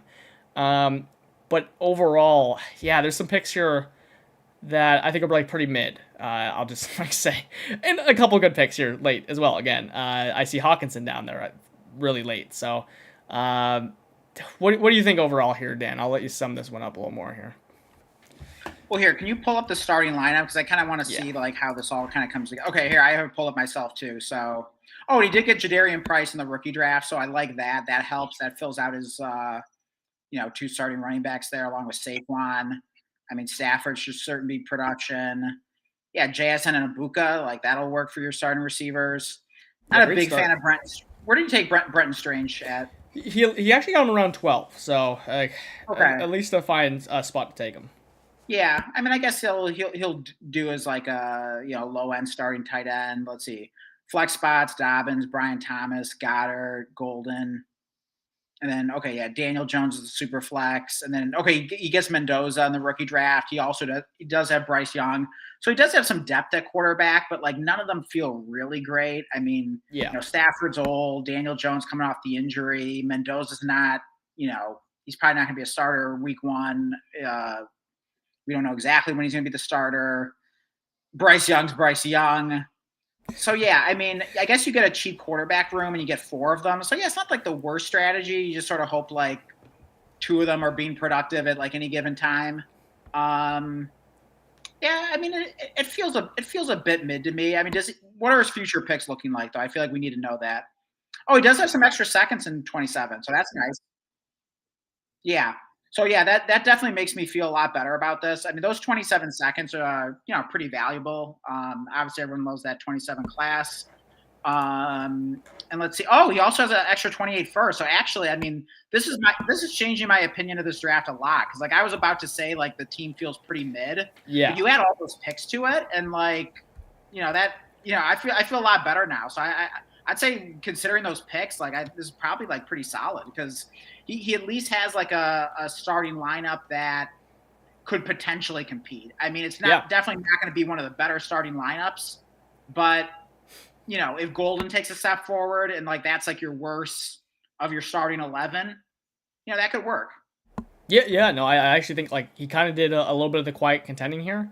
Right, exactly. Maybe that's actually like what he tried to do. I think there was a lot of stuff in here that, if he was like, I mean, I just see Saquon here at 6'12", like that is amazing for the strategy. Again, Stafford 10-5. I think my nitpick, especially if he did try to do it could be good feedback. I think there was a few different spots. Maybe it was just ultimately the trading in general. I think to properly execute this a little better. Maybe you just, again, I know it was hard to trade down here because I was doing it too, so maybe this is just like, maybe it's just because it was a Lister League 3.0, it was just the wrong draft room, the perfect storm. I would have liked to get, especially like Buka back. You see, you just got other young, awesome receivers like Rome, 6'7", whatever, Higgins and BTJ, all those guys that are at least similar many rounds later. I think that would have been an important down tier there.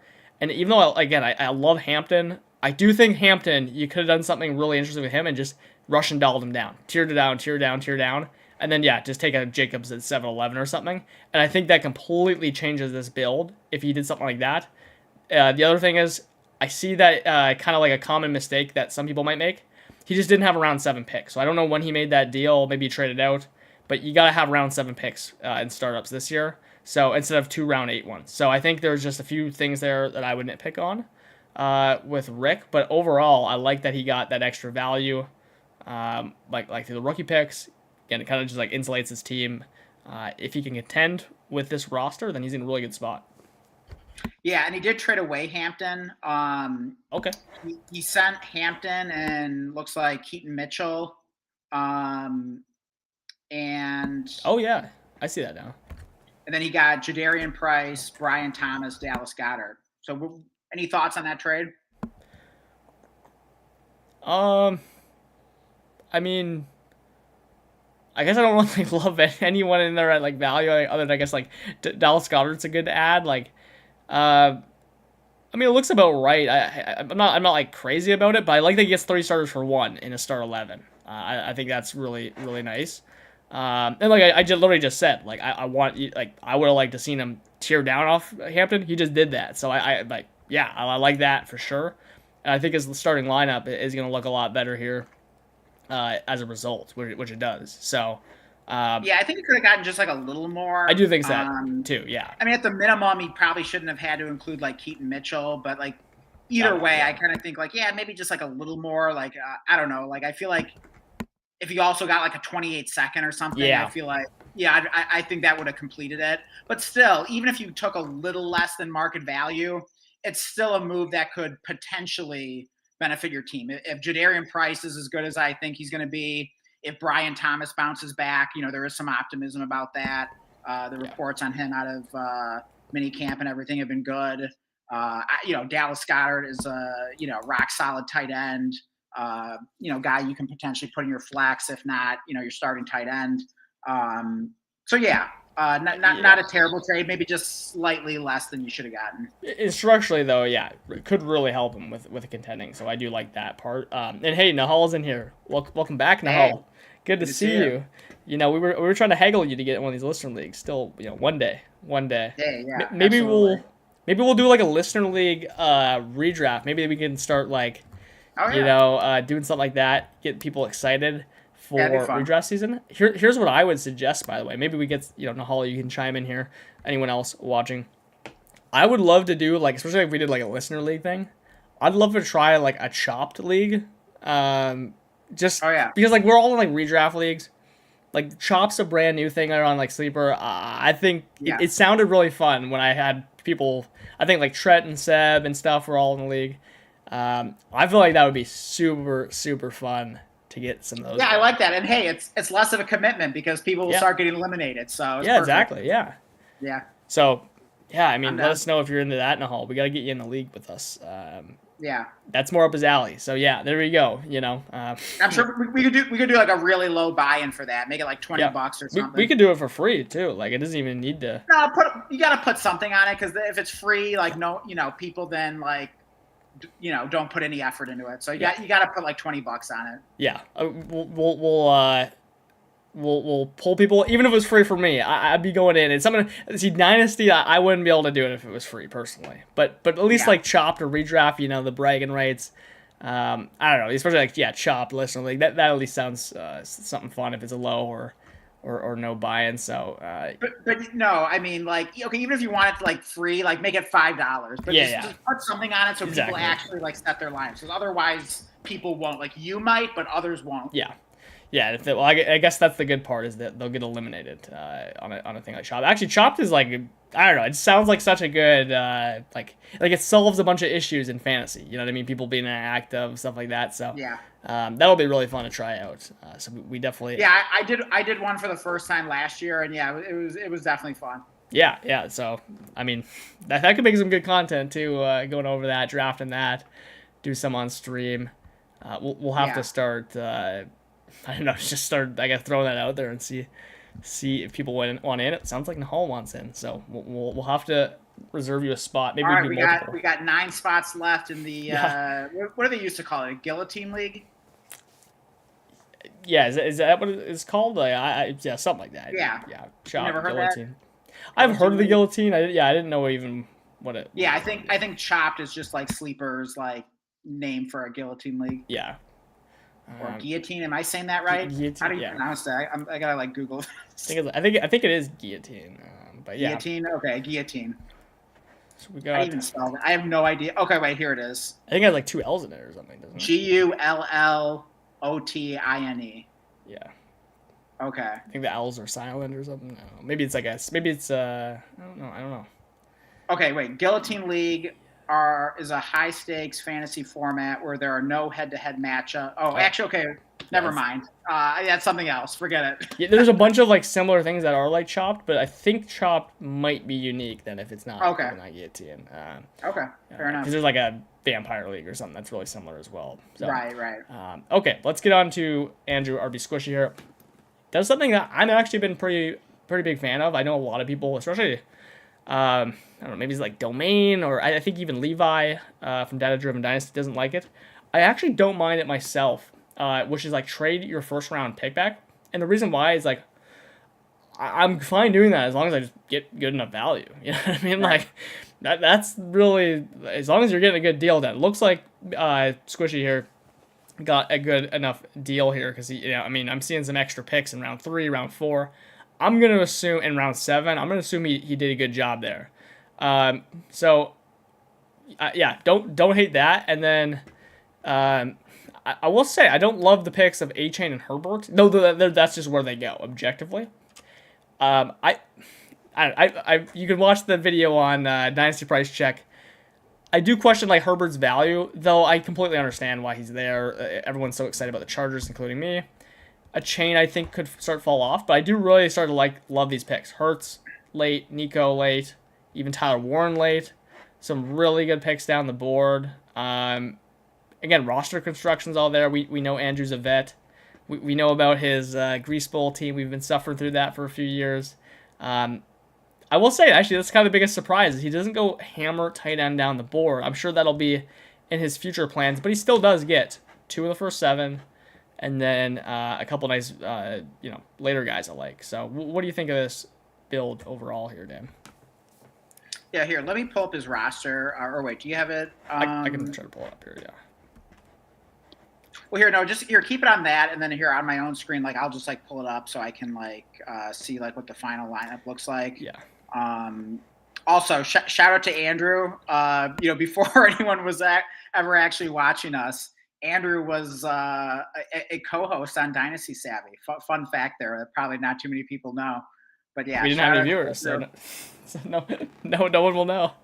Yeah. Hey, go back and watch our first few videos. You'll see them. But yeah, great to finally have Andrew in a listener league. And yeah, he's got his own YouTube channel, so check that out. Search Andrew Prangle. He focuses on sports betting and daily fantasy. Anyways, though, why can't I find his team?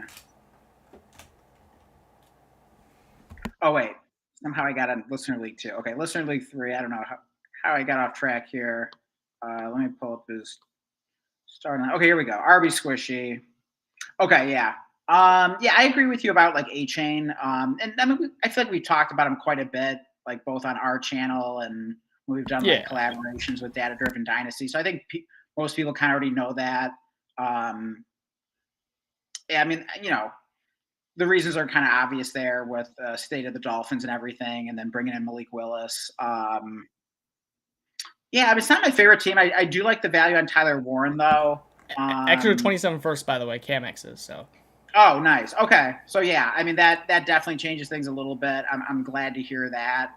Yeah, and those 27 firsts aren't easy to get, as we all know. So, and it's Cam X's. I mean, yeah, I mean if the stars and scrubs strategy doesn't work out for Cam X, I mean that could be potentially a very juicy pick though. So that is definitely huge for Andrew's team. He does also have an extra 3rd and 27. And it seems like he has all of his original picks as well, so that's good. So yeah, I mean, I think like the actual like lineup seems kind of mid. Um, but hey, if you got some It's extra 27 picks, that's yeah. not the worst thing. It's like mid in a good way though. It's constructed properly. Mhm.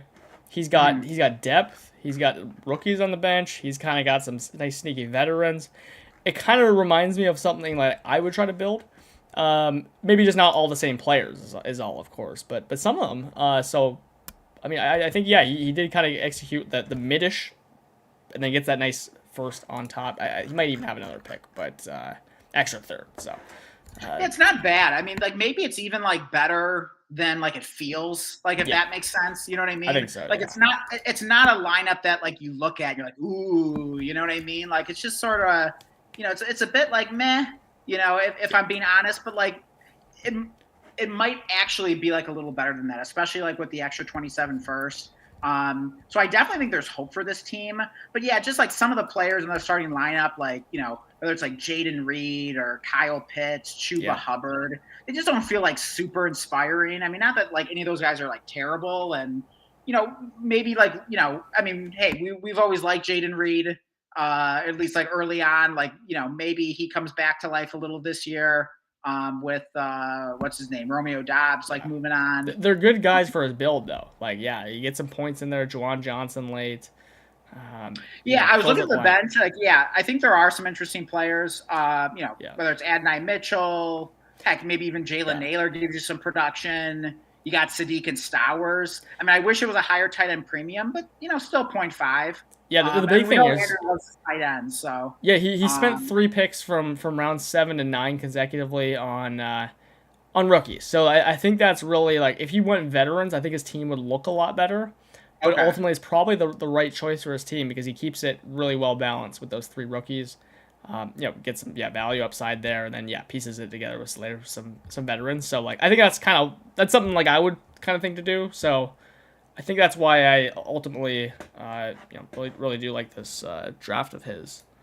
Yeah, I'm just not sure if it makes sense to invest like that much in tight end in a 0.5 tight end premium. I mean, certainly like some of these tight ends like could be worthy of being able to put in your flex spot, That's or where your all the flex tight ends spots. went. Like I was saying earlier. Remember I was like, he didn't go tight end heavy. No, he did. I just couldn't see it at the time. So yeah, that Yeah, right on brand for Andrew. yeah. So yeah, I mean, it's not my favorite team, but I mean, I think it could work out maybe better than I'm giving it credit for. Um, and I like that it's still like overall like pretty young. Like it's not going to age out. And he does have the extra 27 first. So I definitely think like Andrew like will make it work. It's just not like my favorite team. And also, I mean, I think it's like worth saying. I mean, Andrew is definitely a smart dynasty manager.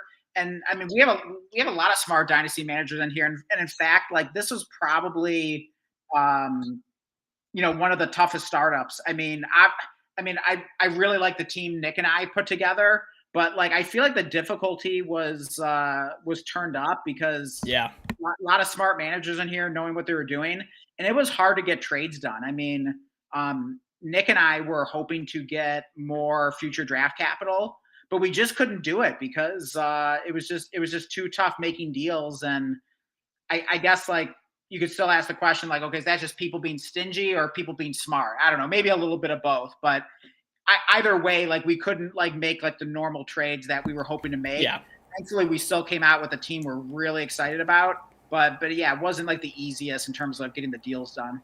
yeah. I agree. Same thing for me. And like, but you still see there's so many deals done. I think people were making like pretty smart deals. Avoiding Uh, those common startup mistakes because like they were still getting done. I don't think we were able to get any home runs. I don't think many people were. So it's funny enough. Like we had a lot of like newer people in here, like dynasty managers, but like it was probably one of like the sharpest. It felt like one of the yeah, sharpest rooms. Like I just couldn't. Again, we'll get to our team's version. I just like couldn't execute my strategy fully, and it also didn't help. I had some other things going on in the background, but overall good draft from Andrew. I guess we gotta give his yeah. Let's real favorite. quick give our favorite and Yeah, least favorite pick. I'll say Nico Collins at 4-4. I love that pick. Hmm. Um, and then Yeah, and what's your least favorite pick? I'll go. I'll go Pitts at 7-1. I think I did take a Pitts at like the 7-8 turn, so it's not like egregious. Yeah. But there were some players like I would take Laporte over Pitts all day, personally. And there's just other. I would have traded down before taking Pitts there personally. Yeah. So for my favorite pick, I think I kind of like the I like the Tyler Warren pick. Where do you get him? 4th round. Yeah, that's a good value. Yeah. Yeah. So I like the value on Tyler Warren there. In terms of my least favorite pick, I'm probably gonna say. I mean, I don't know. Maybe this is like an easy one to pick on, but like Woody Marks. Where did he get him? You got him like late, like round 16 or something. Round 16. I mean, I guess that's. I don't know. I guess that's acceptable. I still don't really like see like much of the point of that pick though. I mean, I guess he has the contingent upside if something happened to David Montgomery, but like even then, like, what's the upside? I mean, I guess he could be better than he was last year, but like, I don't know. Maybe it wasn't all his fault. I know the Texans don't have a great line, but yeah, beyond that, I mean, Chuba Hubbard. I just like, I believe in Jonathan Brooks, so I'll say Chuba Hubbard's probably my least favorite pick.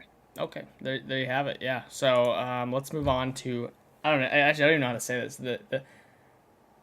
I don't know. I always like want to say selling or something, but we'll ask. I don't know how to say it either. For some reason, like I think like season, but like I don't even know where I'm getting that. So. Yeah, we'll call it. Let's call him S1 for now. S1. Yeah. Okay, we'll go on here. Actually, 1 second, because Nahal actually had a comment here. He said he was asking. When are we going live next? And wasn't it like every Wednesday or something? Yeah, we were going live like every Wednesday and Saturday for basically like a year last year. So if you guys want to know and Nahal, when we're going to stream, I don't know that we can confirm we're gonna go like Wednesday or Saturday. We'll probably try to do some weekend streaming again, probably like a Saturday, Dan, I'm assuming.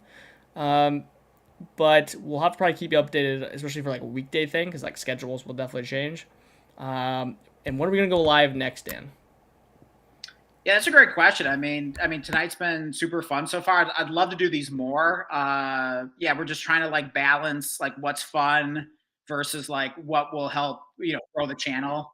And there was definitely a lot of missed opportunity when like we were only doing live streams and like not doing any videos. So yeah, there's definitely going to be I'm sure like a good sweet spot balance that we can achieve to accomplish everything. But yeah, I really do love these live streams, and I think especially as we get closer to the season and into the season, especially in season, like that's when we'll really probably be committing to like regularly live streaming. So like that's probably like the best answer we can give in terms of like saying something that like that we'll definitely follow through on.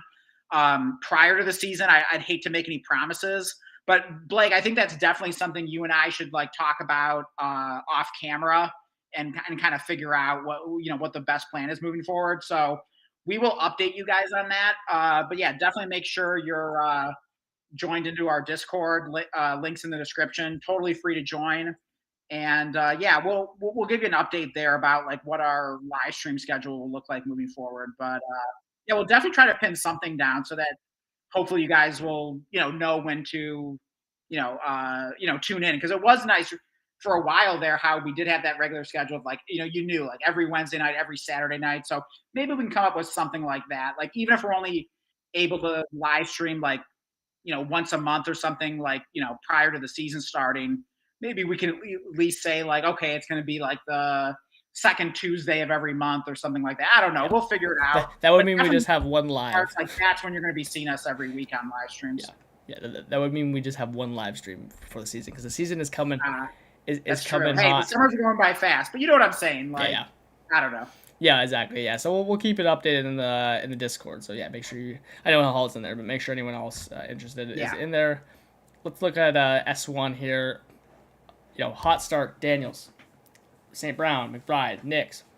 Scatterbo, Tootin. I like that Tootin pick for sure. You know me. Wandell even at 9-6. I actually don't mind that pick at all. Kincaid. I think things start to get a little interesting here, though. That is only his first, 8 players there, and start 11, and then we're on to JCM rookies.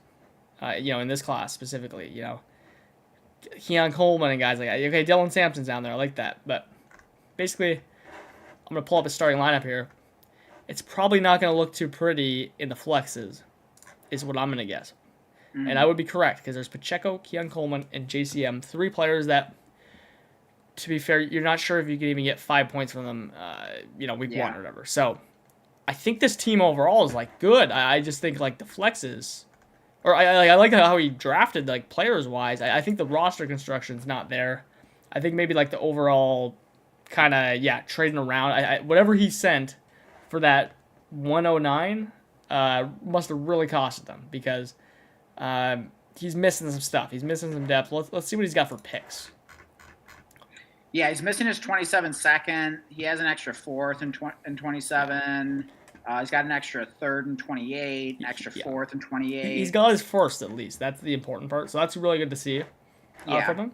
So, I think the key maybe here is, instead of going those rookies, you got some young pieces already. You got, I do not want to take a bet on JCM at all there. Mm-hmm. Pittman, it was the next pick.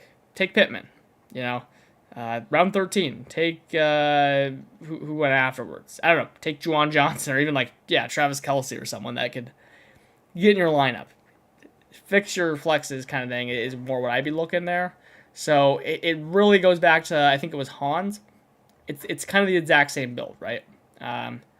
You got some good players, but the roster construction ultimately isn't there, so you're probably going to have a really tough time contending despite having some really good players, and then you don't have the extra picks to fix it, so you'll probably just be in, kind of team purgatory here a bit. What do you think, Dan? Yeah, it's kind of like Camex's team a little bit too, only, thankfully he has most of his future picks, which is at least, good there. But I think maybe he just invested a little too much into the studs of Jaden Daniels and St. Brown and McBride, especially those 3 at the top. I don't remember the exact trades that he made to get all those picks, but I'm assuming those trades are probably largely responsible for why, he's got 3 very questionable players in his flex, and then not a whole lot of depth on his bench. I see Elijah Sarad, and there's not too much else though. It's really just kind of a bunch of dart throws. Dylan Sampson we kind of like, a few other deep sleepers, but I just really wish there was a lot more depth here. He's got a couple rookies, like Chris Brazzell. Thank God he's got his picks though. So if this, he would have to make some trades if he wants to contend, but it just seems like there should be some more value here. I think he probably just must have overpaid on those early trades in the 3 studs up top. Yeah, exactly. It's kind of, again reminds me of my first startups potentially. I know I like getting some extra first, I guess at least, but I was kind of doing the same thing. It was just not understanding how to I guess fully get my lineup in the spot I wanted it to be. So yeah, kind of all the things we said about Hans kind of applies again here. Probably just would have liked better roster construction. Even if you do the trade up, whatever he sent, you do need to compensate for that later in the draft. Maybe it's not it's not a bad team. It's just maybe he wasn't factoring in the start 11 quite enough. Maybe he's not. Yeah, that's right. Playing in leagues quite this deep. It is an adjustment. You really do have to kind of recalibrate how you're going to evaluate trades, because depth definitely matters a lot more in this kind of league. For sure, yeah. Start 10. It's okay to be week at a flex, or potentially a flex, or maybe 2, right? But when you get in that start at 11, you got those 3 flexes that are just if you're weak there, you are cooked, basically, is what we've seen. So, in our experience. So, so it'll be interesting to see. He can make trades. I feel like he's going to have to trade his way out of this one way or another. He's going to have to either push it and contend, or start selling off pieces and start tanking. So it'll be interesting to see which way he goes here. Yeah, he's got a ton of trade pieces at the top there, right? Yeah. Those top 3. I mean, Oh yeah, you got the ammunition to trade down. So yeah. I mean, hopefully you get as much as you paid to get those picks. Obviously, you don't want to fall victim to the sunk cost fallacy completely, but yeah, you do have some Yeah. good ammunition. Yeah, I mean, even if you just trade one of those players down, got a nice package, we feel a lot better about this team. So, overall, again, it's not awful, but I think there's some moves we'd want to see. Yeah, and this also kind of reminds me a little bit of my like Listener League 2 startup. As I mentioned earlier, it's like the worst startup I've ever done. And I've had to like humble myself and start like selling off some pieces. So like it happens to the best of us, Yeah, no, exactly. So, best pick, I will say, I'll probably say, I don't know. I guess I'll say Wandale and Kincaid. I kind of like their like later. I just think those are fine picks. I don't love Kincaid, but I think 9-10's a fine spot for him. What do you think for top pick here? Tootin, I like at 8-3, of course, as well. Yeah, best pick. I'll say probably. I mean, I don't think like Bo Nix is a bad value there. I'll probably say him. I mean, sometimes you get him even later, but I mean, Bo Nix is just kind of a player I wish I had like more shares of. So I don't mind getting him there, pairing him with Jaden Daniels. Yeah, where do you get Kincaid though? 9-10. 9-10. Yeah, I mean that's not bad. I don't know. I kind of have like mixed feelings about Kincaid, but yeah, that's not like too bad to get him there. I'll probably say Bo Nix though. Yeah. Okay. And then worst pick, I would probably say JCM at 11-10. I just don't want anything to do with them. Yeah, you can get Katron Allen. But yeah, the rookie pick for Katron Allen probably went like the 17th round or something like crazy or whatever. I don't know. Much later. So. I'd probably agree with that. Yeah, I mean, I love JCM as a deep sleeper, and yeah, it paid off pretty well last year. But it doesn't seem like the Commanders. I mean, the moves they're making don't indicate that they see like JCM as their guy. I mean, they bring in Rashad White. I mean, I guess Katron Allen was like a late day 3 pick, but I kind of like Ford. They got everyone there. Yeah, I think that's actually the most underrated thing about like a JCM, or sorry, like I guess overlooked thing is like, I swear, even if Rashad White goes down, people will say maybe he can take a step. No, I think like Jerome Ford or something will like step in there and run the routes. Something nasty. I've always liked Jerome Ford. I think he's always been underrated. So yeah, don't completely write off Jerome Ford. But yeah, there's like no upside. They've got a lot of cooks in that kitchen there in the backfield. So yeah, I think just JCM, in my opinion, is a guy we're gonna look back in a year or two and just be like, oh yeah, like he was a player like that we cared about at one point in Dynasty. He was a fun I still like JCM as a player. I just don't think the NFL or the Commanders agree with me. That's the problem. Yeah, I don't think like fantasy football scoring will also agree, like just in terms of like how it works to not help either, right? Like it would be one thing if he caught the football. I would like him so much more, but even without that, if the Commanders believe more in JCM, like I could see myself like still being on board that train, but that does not appear to be the case. Yeah, so let's get to Spendity here. Try to speed it up here at the last ones here, but Spendity. Here we go. Here's where all the trades were happening. He was active. Made a few spots, but just as many picks out of his spot as in. Gets okay, interesting. 3 quarterbacks early. Again, don't love that, but at least like some good picks. Minus, like I don't like the Caleb 111 personally. Overall, what I'm seeing here, just like scanning over, it's pretty good roster, pretty good picks. Except it's kind of goes again to that roster construction thing. We're missing an RB2 here. It's Tyler Algier, at least in 17-11 is a good value, but there are no other running backs here. So again, I just don't know the point of taking mostly Caleb at 111 because again, you could just, I mean, good lord, what you could have tiered that 111 down into. You could have stopped anywhere. This roster could be loaded. Maybe you stop that Caleb down tier at a running back, get a bunch of picks or players on top. I think that would have been, and it's still possible. You can still trade Caleb and do that. So I think that's where I would really like this team, because like I actually like a lot of these picks. What do you think, Dan? Yeah, let me pull up the starting lineup so I can really kind of see how this like all came together here. Okay, he's got Hampton on his roster now, so yeah, he Oh, was part okay. of that Hampton deal that like we mentioned earlier. Um, yeah, I mean, I haven't been a big fan of like investing into neighbors in Dynasty. I mean, of course, like I loved him coming out and everything, but he's been slow coming back from his injury there. We don't know exactly when we're going to see him on the field. Sort of an interesting pairing there. Two starting receivers like Neighbors and Devontae Adams. Like, could Yeah. you have like two, two receivers like more different than each other? Like, right next to each other there in your starting lineup. And I don't mind it, by the way. I actually don't mind that combo. It's just like Yeah. you need a roster around that to really support, because Adams could help, settle you in for Neighbors later in the season, right? Right, exactly. I But just yeah, don't I think mean, it's built like that though. This yeah, team. but I mean, he's got Neighbors in the lineup right now. I mean, like, what player are we pulling off the bench to like take his place? Do Well, we we've have any got kind of? Horton and I mean Darnell Washington in the starting lineup, so it's kind of been a trend here, right? Like I Yeah, think with these newer drafters, I don't think they're really, I mean, maybe just it takes an adjustment period. A first draft, this is it, yeah, to kind of understand how deep start 11 is, and it's right, really not that deep. Like when you know what to expect, like you could right. easily fill out those starting spots, even with trade ups and all that.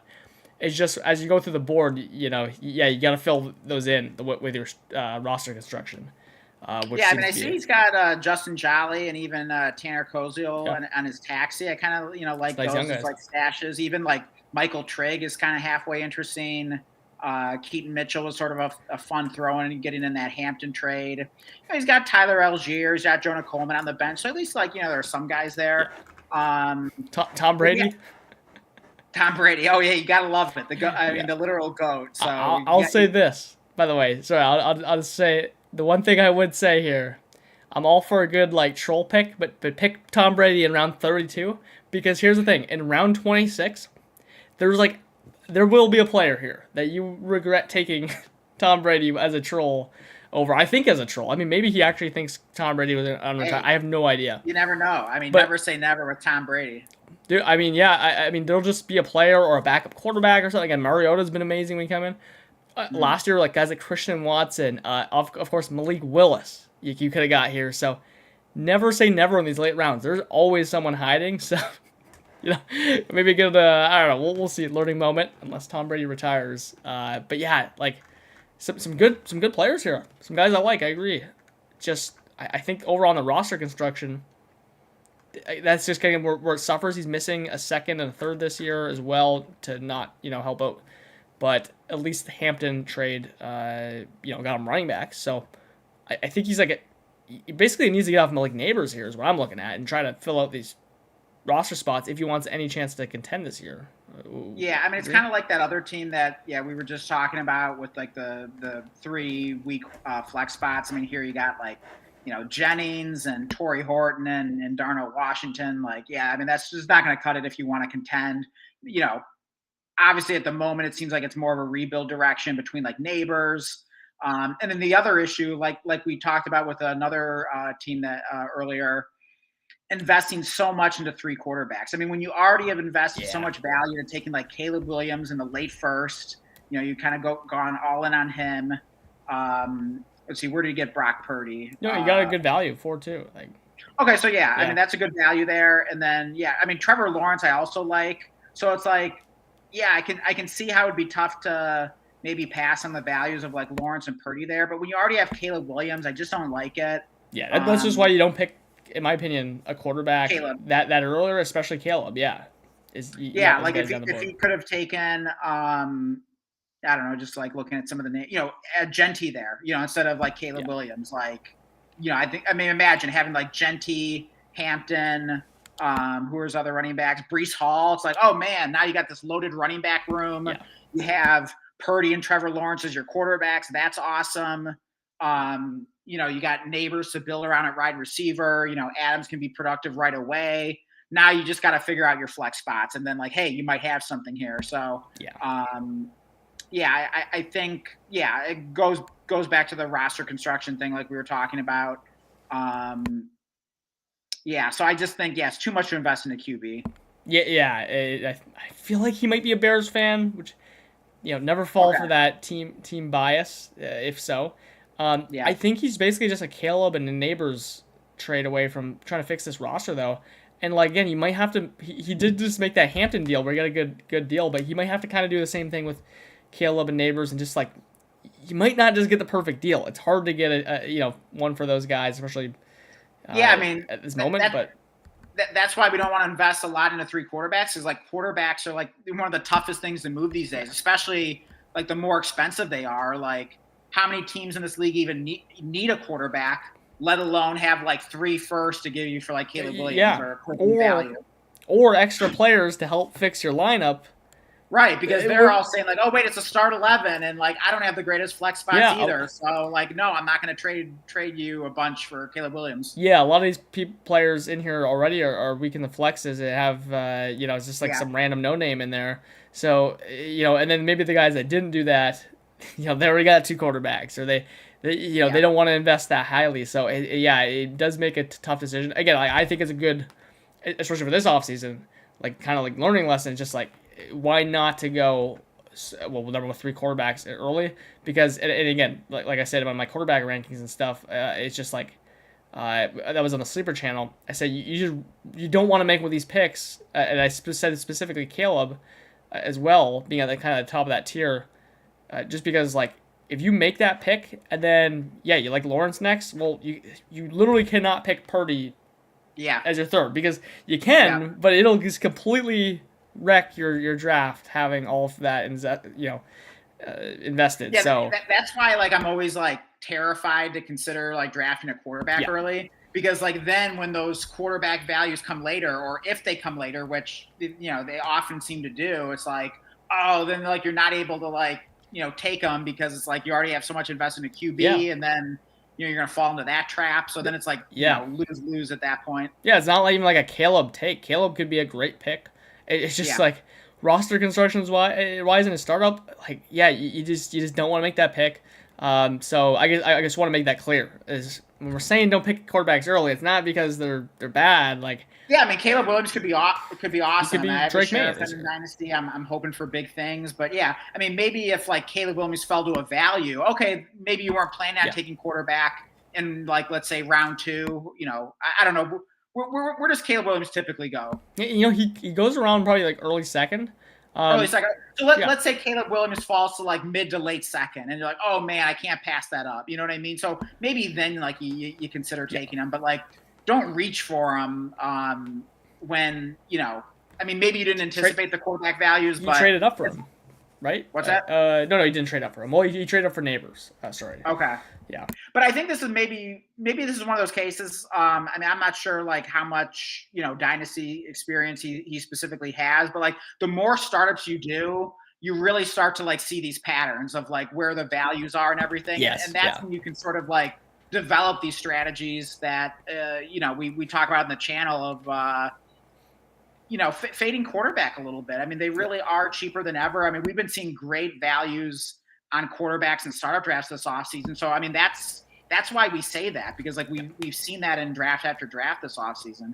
Exactly. Yeah. And good point. Because like, he doesn't have a 7th round pick. My favorite round, basically. Yeah. Because you can just get like eight little 8-7 swaps, 9-7 swaps done routinely in these bigger deals, and no one even blinks an eye.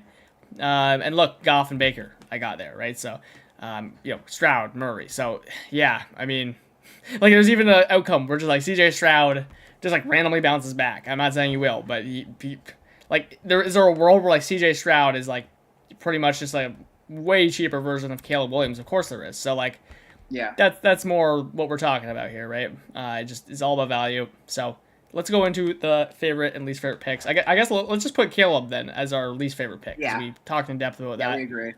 Favorite pick, I would say for value, like funny enough, like Purdy just objectively at 4-2. I love that pick, even though it made no sense. So I guess I'll kind of like change it to Dallas Goedert at 14-11. I think that's a great value.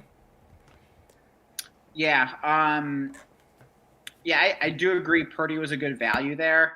Let me just give a shout though to Trevor Lawrence.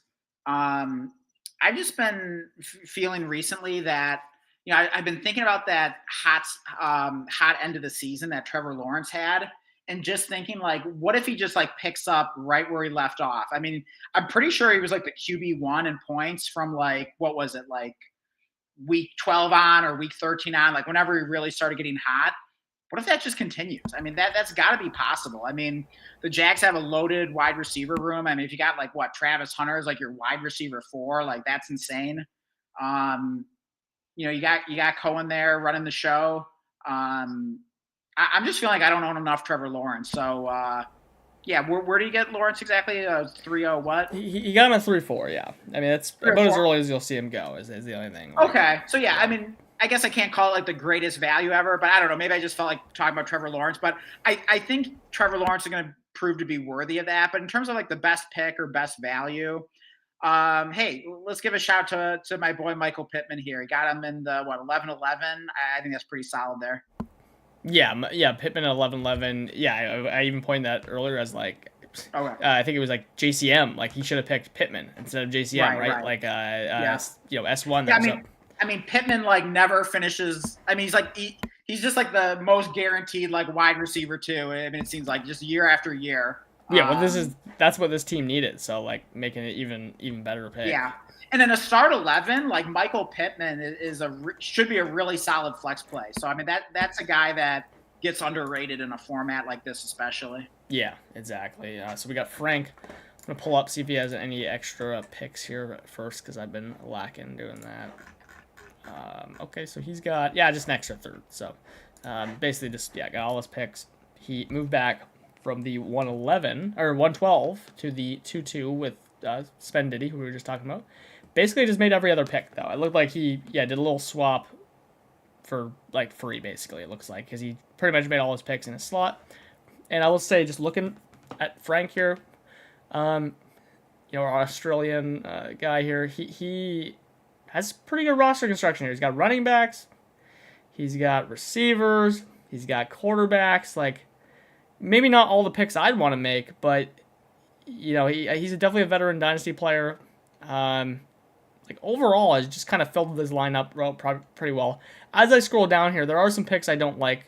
Barner at 12-1, Shadur at 14-1 specifically as well. I just don't even have them on my rankings, And but there are some other good picks. Aaron Jones, guys like that. Ray Davis. So, what do you think of his team here, Dan?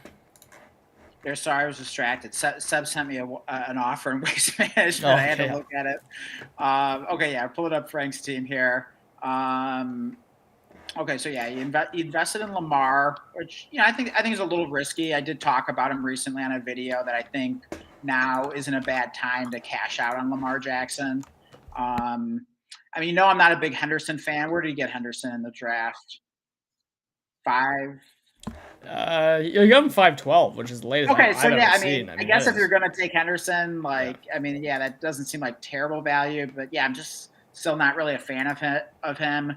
Justin Jefferson, I'm pretty skeptical about too. Last year was pretty bad. It should be better than that. You get the quarterback upgrade and everything, and I'm sure. Maybe Jefferson was like a little mentally checked out with the horrible situation he was in last year.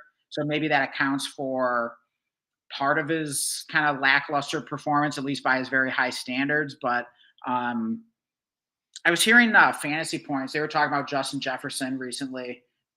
They were basically talking about like in redraft, like who's like the biggest like landmine in round 1 of redraft. And Scott Barrett said Justin Jefferson, and he mentioned that like his metrics have been declining for like I think like the past few years. So. Yeah, Jefferson's someone I'd rather be selling in Dynasty. Honestly, like A.J. Brown, I'm a little concerned about too. So, like, honestly, there are definitely a lot of players here that, like, I'm fading personally in Dynasty. I could always be wrong. But, yeah, just in terms of, like, player takes here, I'm definitely seeing a lot of guys that, like, I'd rather be selling than buying. Now, of course, when you're selling a player, like they have to have value. So, there's definitely some value on this team. And if he decided to sell some of these, you should be able to get a good return.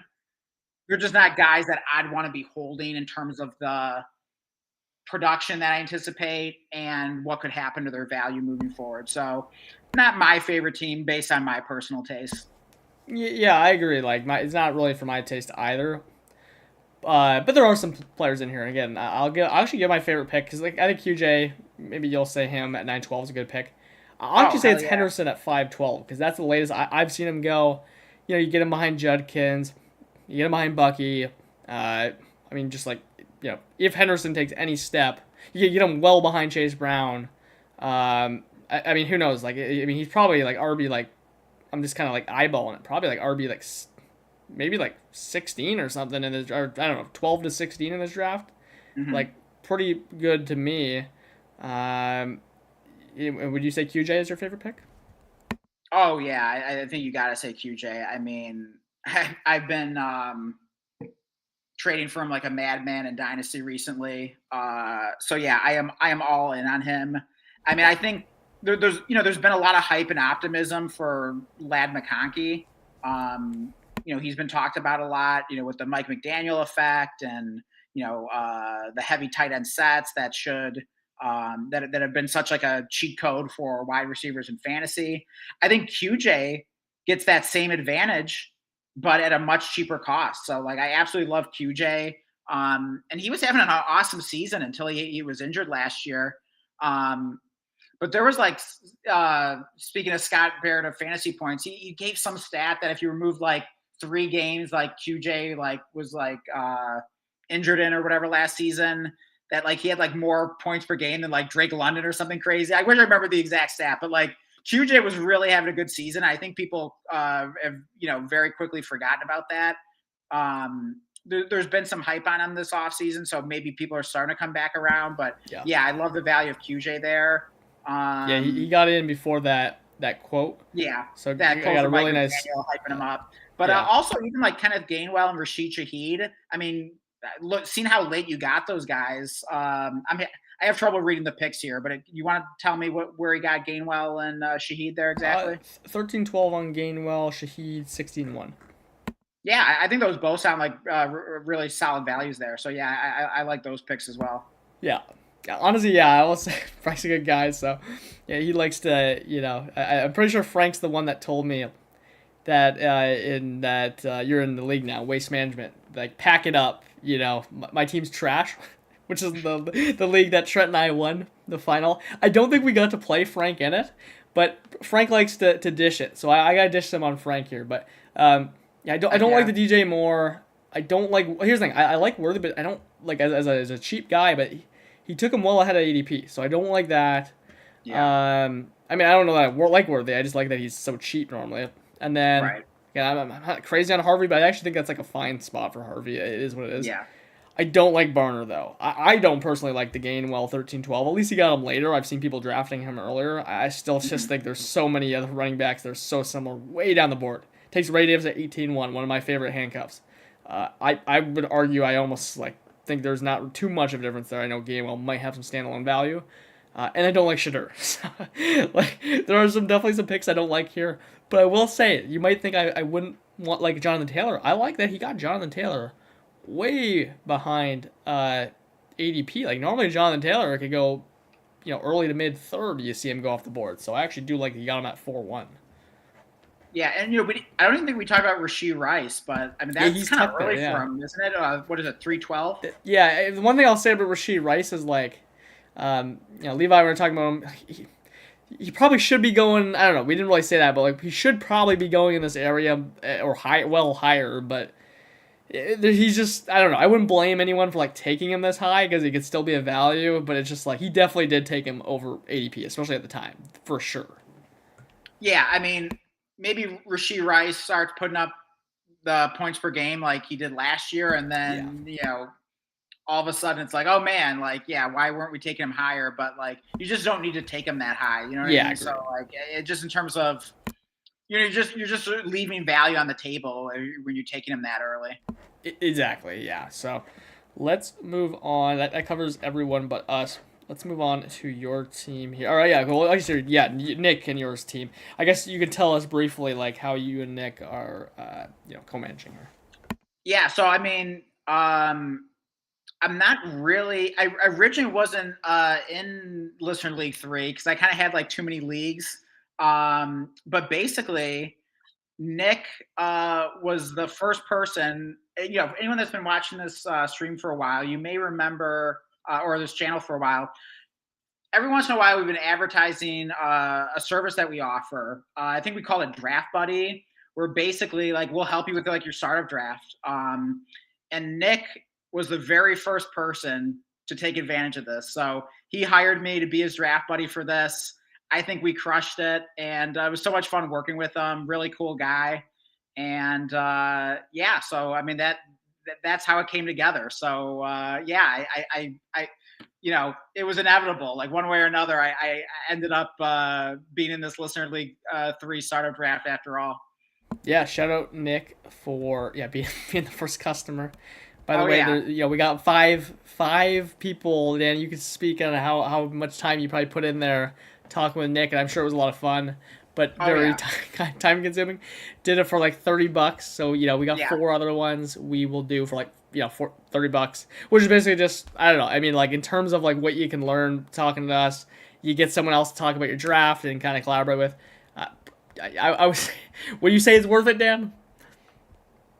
Was what worth it? Like, would the $30 be worth it for well, like yeah. for I Nick? mean, like it wasn't about the money. You know No, what I no, mean? for Like, Nick, for Nick. Like like the hours. Yeah. Put it into this. No, like, no, not you, Dan. Like the consumer, like Nick and the viewers. Oh my like, gosh, yeah. I mean, dude, like Nick got his bang for the buck and then some. So, and yeah, I don't know. Maybe we'll even have Nick on sometime and talk about that.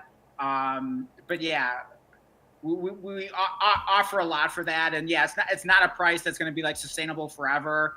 But we will offer it to 4 more people if you guys want to take advantage of that. And I think the proof's in the pudding here because we came away with a pretty sick team here. Yeah, tell us about your team here. Yeah, so I mean, basically, I mean, Nick and I were definitely on the same page. Like, we love building around running back, this off season, and that we did. I mean, we went heavy on running back. He made the Gibbs pick on his own, and he brought me in like shortly after that. So I was involved pretty much from like the James Cook pick forward, but we just kept hitting running back, on down the line, like especially what is that, round 5 there. We had 4 picks in that round. Took 3 running backs and Chase Brown, Quinshon Judkins, and Bucky Irving. And we also got a rookie pick there. We ended up getting Jordan Tyson. But pretty much, I mean, the strategy of this team is we really wanted to win the flex, and we just wanted to be like stacked with running back in all our flex spots. We were hoping to, gain some future picks along the way and basically do like the quiet contending strategy. That didn't work out too well. I think we gained like maybe like 1 extra second or something like that. Yeah. But the good thing is we ended up with a loaded lineup, really deep bench, and we still have all of our original picks. And I think we're definitely going to be destroying some teams in the flex this year. No, yeah, you guys definitely have like a redraft purposes. I mean, really strong team, right? Because I mean, you got Chase Brown, 2-3 turn pick. You love Judkins. I still believe Bucky can be a really good value. I don't love the 5'10" there for sure, but a round later, is like where I'm willing to take him. So I mean, Yeah. it's not crazy off, but again, I just think there's like a huge gap. I don't know. I suppose like it's opportunity cost. I love that kind of 6-7 turn value. So I think kind of my one nitpick I see on your guys' board here is, I know it was really tough to make these get these deals done, especially. I think I got only 1 extra 7th, so it must have been hard if I only could have got 1 7th. I would have loved to see one of those like 8th to 10th round picks get bumped up in the 7th. Like if you guys got like Goff instead of Willis on this team, like I'd be terrified right now. Now Malik Willis, of course, good, redraft pick. Well, But I mean, if Blake. I mean, you were the one responsible. I mean, you broke our hearts with the back-to-back snipe of my boys Jared Goff and Baker Mayfield. Yeah. I mean, you know how much I love those 2 quarterbacks. So yeah, that was a heartbreaking double tap by you there. But hey, gotta respect it.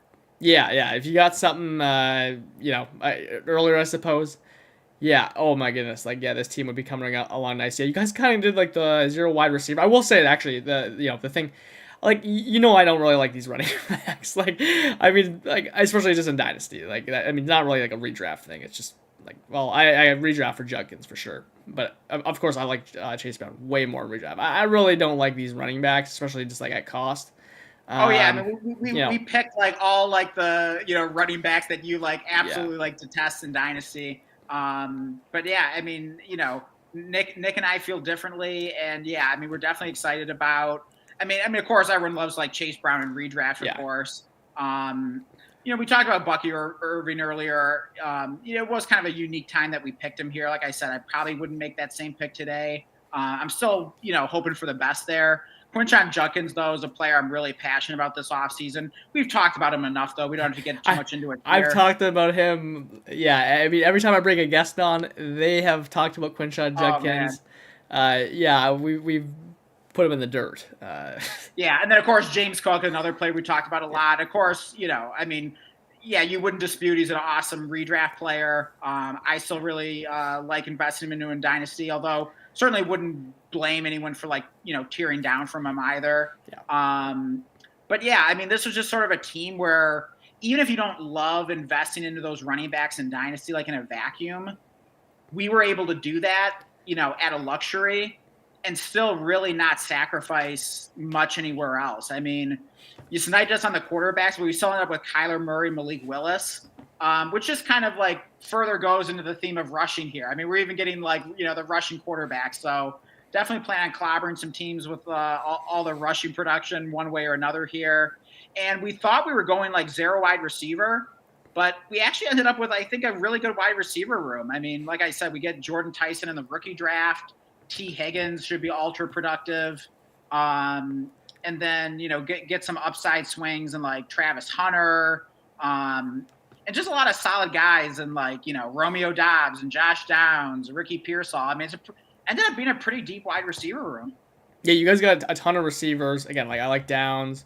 I actually think like Pearsall 11-1 is a great value. I know a lot of people don't like him, but I really do think he could be underrated. So, I mean, yeah, kind of the question with your guys' team is, I mean, it doesn't need it, but if you guys are going to, run away with the league, it's can you hit on these later round receivers, and especially can you hit on the tight end position late? Because, if Chig's a top 12 tight end, that would be a massive boost. Because, yeah, obviously a receiver and tight end's kind of where you had to sacrifice, like your top end value. I guess, like, nitpick, like, if you could have somehow got. Yeah, I guess like you guys did take like Dobbs ahead of Evans one spot. So like if you could have got like a player like Evans or Devontae Adams somehow, I don't know where he went, 10-11 I guess.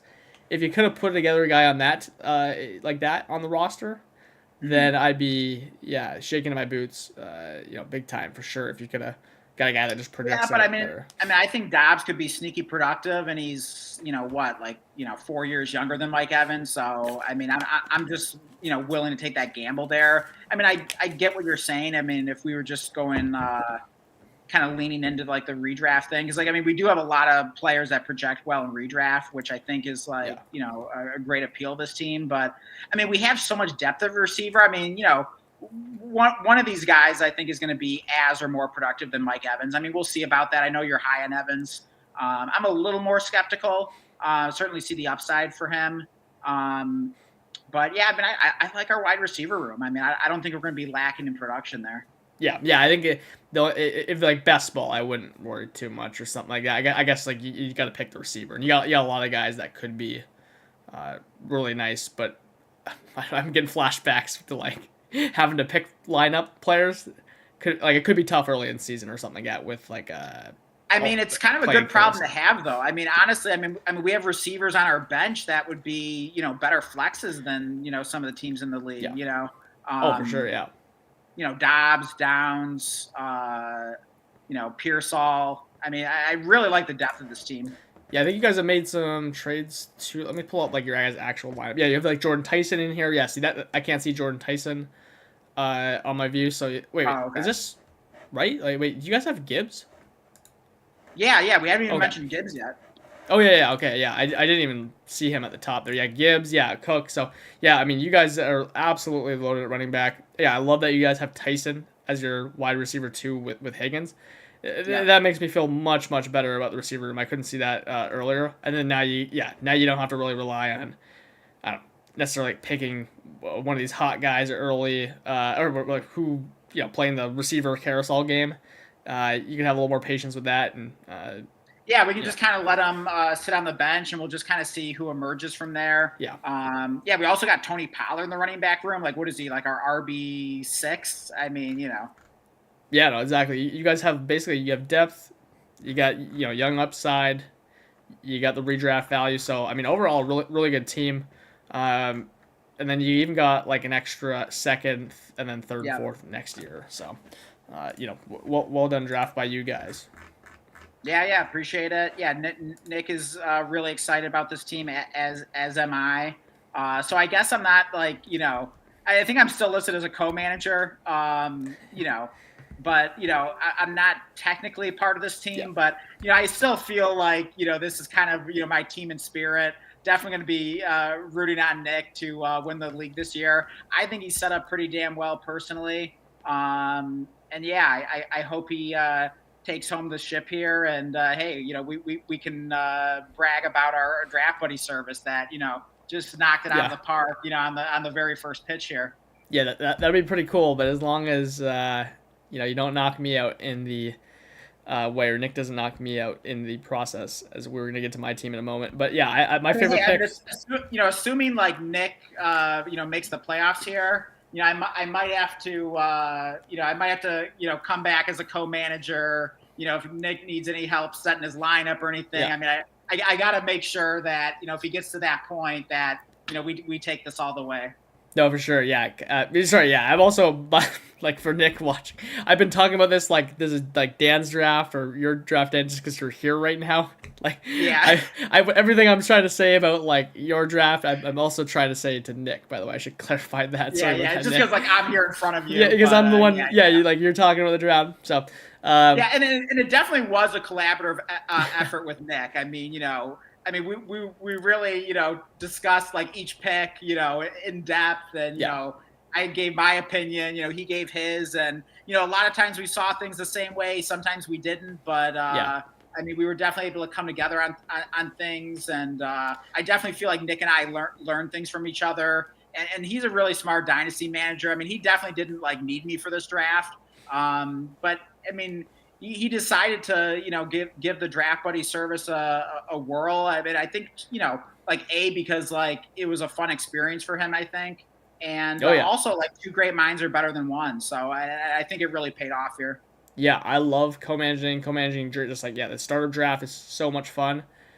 I gotta be. I gotta give you my best, or Nick, my best Yeah, pick and worst. And I'm gonna get harsh on you guys on the worst pick. But the best one is definitely Kyler Murray at 7-10, in my opinion. I think that's like a home run for the build. You get him as the QB1. Again, I don't want to like rely on my QB1, but with how your guys' draft went, how the board fell, I mean that is just like such a good pick. You get him 2 spots ahead of Darnold. I love that. I'm actually gonna do a 4-way tie for least favorite pick, and it's I have a Cook, feeling. it's Chase Brown, it's Judkins, it's Bucky Irving. All just, especially because of their cost. You know what I mean? You basically take them all, except for maybe Judkins. Judkins can go a little higher. Basically, take them all at like the, basically the highest you'll like see them go. And then I kind of been like eyeing some running backs that went later. Like I'd rather have JT straight up over Cook. JT ended up being a really good value. Hard to predict that or anything. But I'd rather have Brees Hall over Chase Brown personally. I just trust Brees so much more. And then between like Judkins, I personally would still rather have Henderson this season. I think if someone blows up, it's Henderson. I know you definitely feel differently about that. And then Bucky, I do like him as a value, but I don't know. I guess. Oh yeah, I'd rather have Saquon probably right now for this build as well. So, but much different value. So that's my feedback, I guess, to Nick. But that's also your guys' strategy. Try and get these guys that you like, Nick likes, and try to smash. So that's definitely where we view things differently. Yeah. Any final thoughts here before we move on to my team? Yeah, I mean, we didn't mention. Oh, I guess I sort of alluded to Malik Willis getting the 2 rushing Yeah. quarterbacks. Yeah, I mean, it would have been nice to get like one of Goff or Baker, but it was fun getting the quarterbacks with the rushing upside. Definitely fits the theme of this team. And also, I think kind of a sneaky thing is like we really made sure to get Mac Jones on this team, Yes. Yeah. who at least has a chance to be a starting quarterback in the NFL next year. So, if Malik Willis loses his job, or Kyler Murray flames out or something like that, I think Mac Jones is like pretty good insurance there. And For also sure. just having like all of our 27 picks, including the first, we could always address quarterback there as well, as if we need to. So yeah, I really don't think there are like too many holes on this team. I mean, I'm pretty excited about it for Nick. Yeah, no, for sure. So yeah, great draft by you guys. Yeah, shout out Nick again for being the first to try it out. I hope he enjoyed it. Oh yeah, and that meant a lot to us because I mean we had been plugging that for a while, and Yeah, but yeah, I mean we were excited to finally do it. It was a ton of fun. Would love to do it for some more people at that incredible $30 price. So take advantage of it. We're going to offer that to 4 yeah, more people. So yeah. let us know if you want to do that. Join our Discord and just send me a DM on there at DanFortune500, and we would love to do it for you guys. Yeah, I'll definitely be rooting for Nick here throughout the season as he, first customer on that. That'd be pretty cool. But we gotta give it to me here, the real champion here. No, so yeah, I did something really interesting. Basically, yeah, if you guys are familiar with the channel and the startup video, I like to do something where I basically kind of build a pretty average lineup for week one, and then I like to just pile on as many picks as possible for futures to give me as much flexibility as possible. Like we were saying all the whole stream here, it's really tough to do those deals. On top of it, like we were doing another startup during it. I just like had a bunch of stuff going on. Like I was at like some like birthday weekend, and then I also I had to start making like content for Sleeper. So it was like literally the worst like nightmare of things going on. So to be honest, like I don't even really remember much that happened in this draft.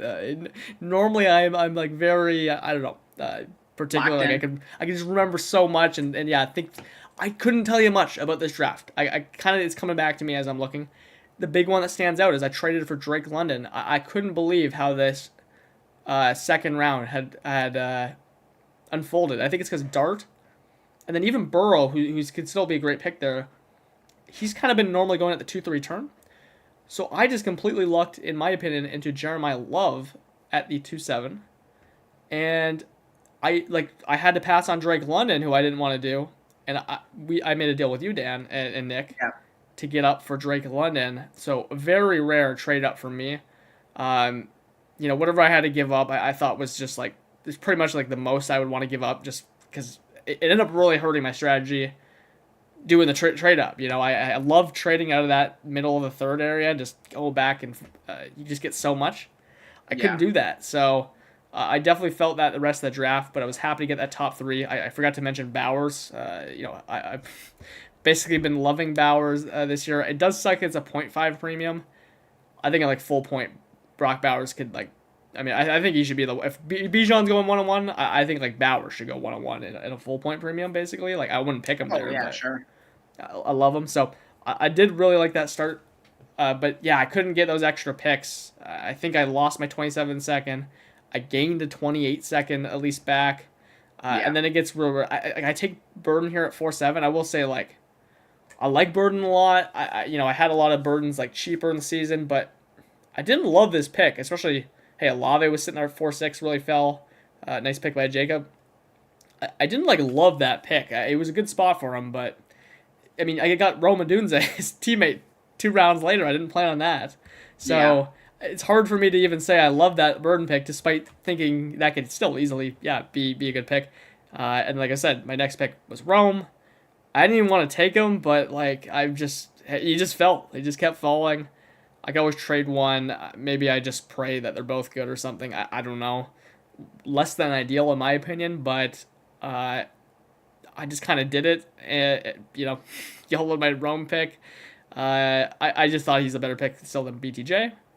And then, again, I didn't get enough round 7 picks. That's kind of like where I really don't like this draft. I want to have like 4 round 7 picks or something like that, or you know, a lot of round 6, round 7s. I luckily get Goff and Baker. I really need to get those guys that fill the quarterback room, and then the rest is kind of history here. I just get some nice. I just kind of thought values Henry and Kittle. I don't know why I took Jaden Higgins at 10-3. I guess he just kind of was like default best player on the board. Maybe I don't really like him. That seemed like, I'm not saying it was like a horrible pick or anything like that, but yeah, it seemed like an odd pick for you. Like, it doesn't seem like a guy you'd take very often. No, it's not. It was more just like round 10's not a good spot. I don't want to take guys like Blake Corum and Metcalf, and I mean, maybe getting a quarterback 3 and Stafford would have been a better pick or something like that. But I mean, what does Jaden Higgins have over Blake Corum? I mean, Blake Corum is like potentially startable as a flex, and he has even greater contingent upside if Kyron Williams ever goes down. He could be a league winner.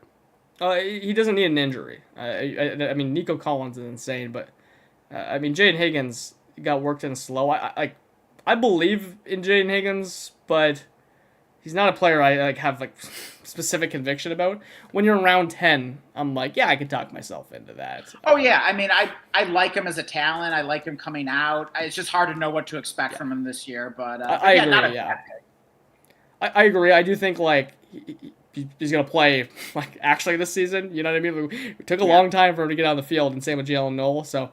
I mean, I don't know. I do kind of think of him as like a potential random player that, whatever, like maybe like year 2 elite player. Like not a lot of people care much about Jaden Higgins. Well, actually, I disagree a little bit. I don't hear many like YouTube videos talking about him, but he's someone that's like actually kind of difficult to trade for. No, that's exactly why I agree, and that's kind of why I just took him here at 10-3 because it kind of just felt like good value. Because he is randomly valued. I agree. No one talks about him. He's almost like the new like Isaiah Likely. It's just like this like random like unproductive player who's like impossible to trade for. Exactly. Not Isaiah Likely now, but like Isaiah Likely for like years on the Ravens. Yeah, exactly. Part of the reason, by the way, I did take like a Jaden Higgins here is because I knew these Mike Evans and Godwins and such. Right.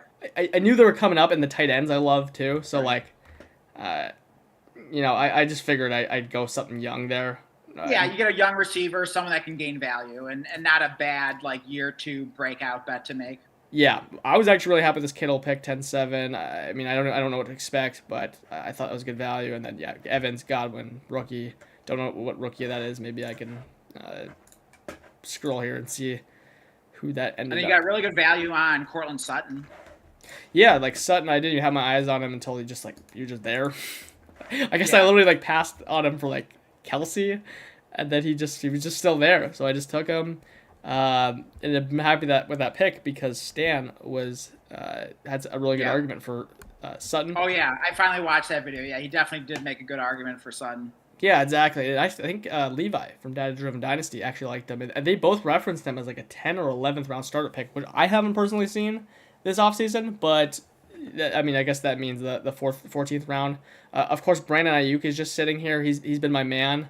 I mean, now if we could go back in time, hey, I just got him in round 17 of Data Driven Dynasty. So that's been an L so far. I'm basically just hoping with Brandon Ayuk in this part of the draft.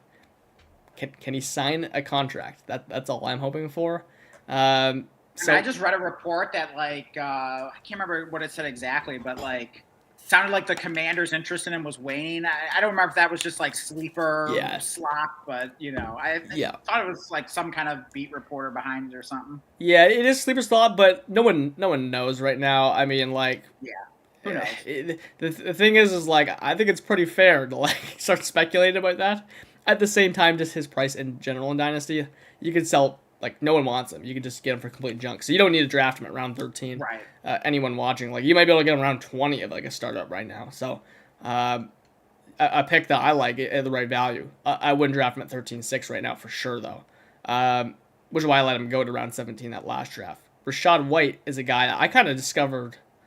I kind of like Rashad White. So every once in a while we kind of make a pick or a trade for a player so cheap, we're like, oh, wait, like, I could talk myself into him.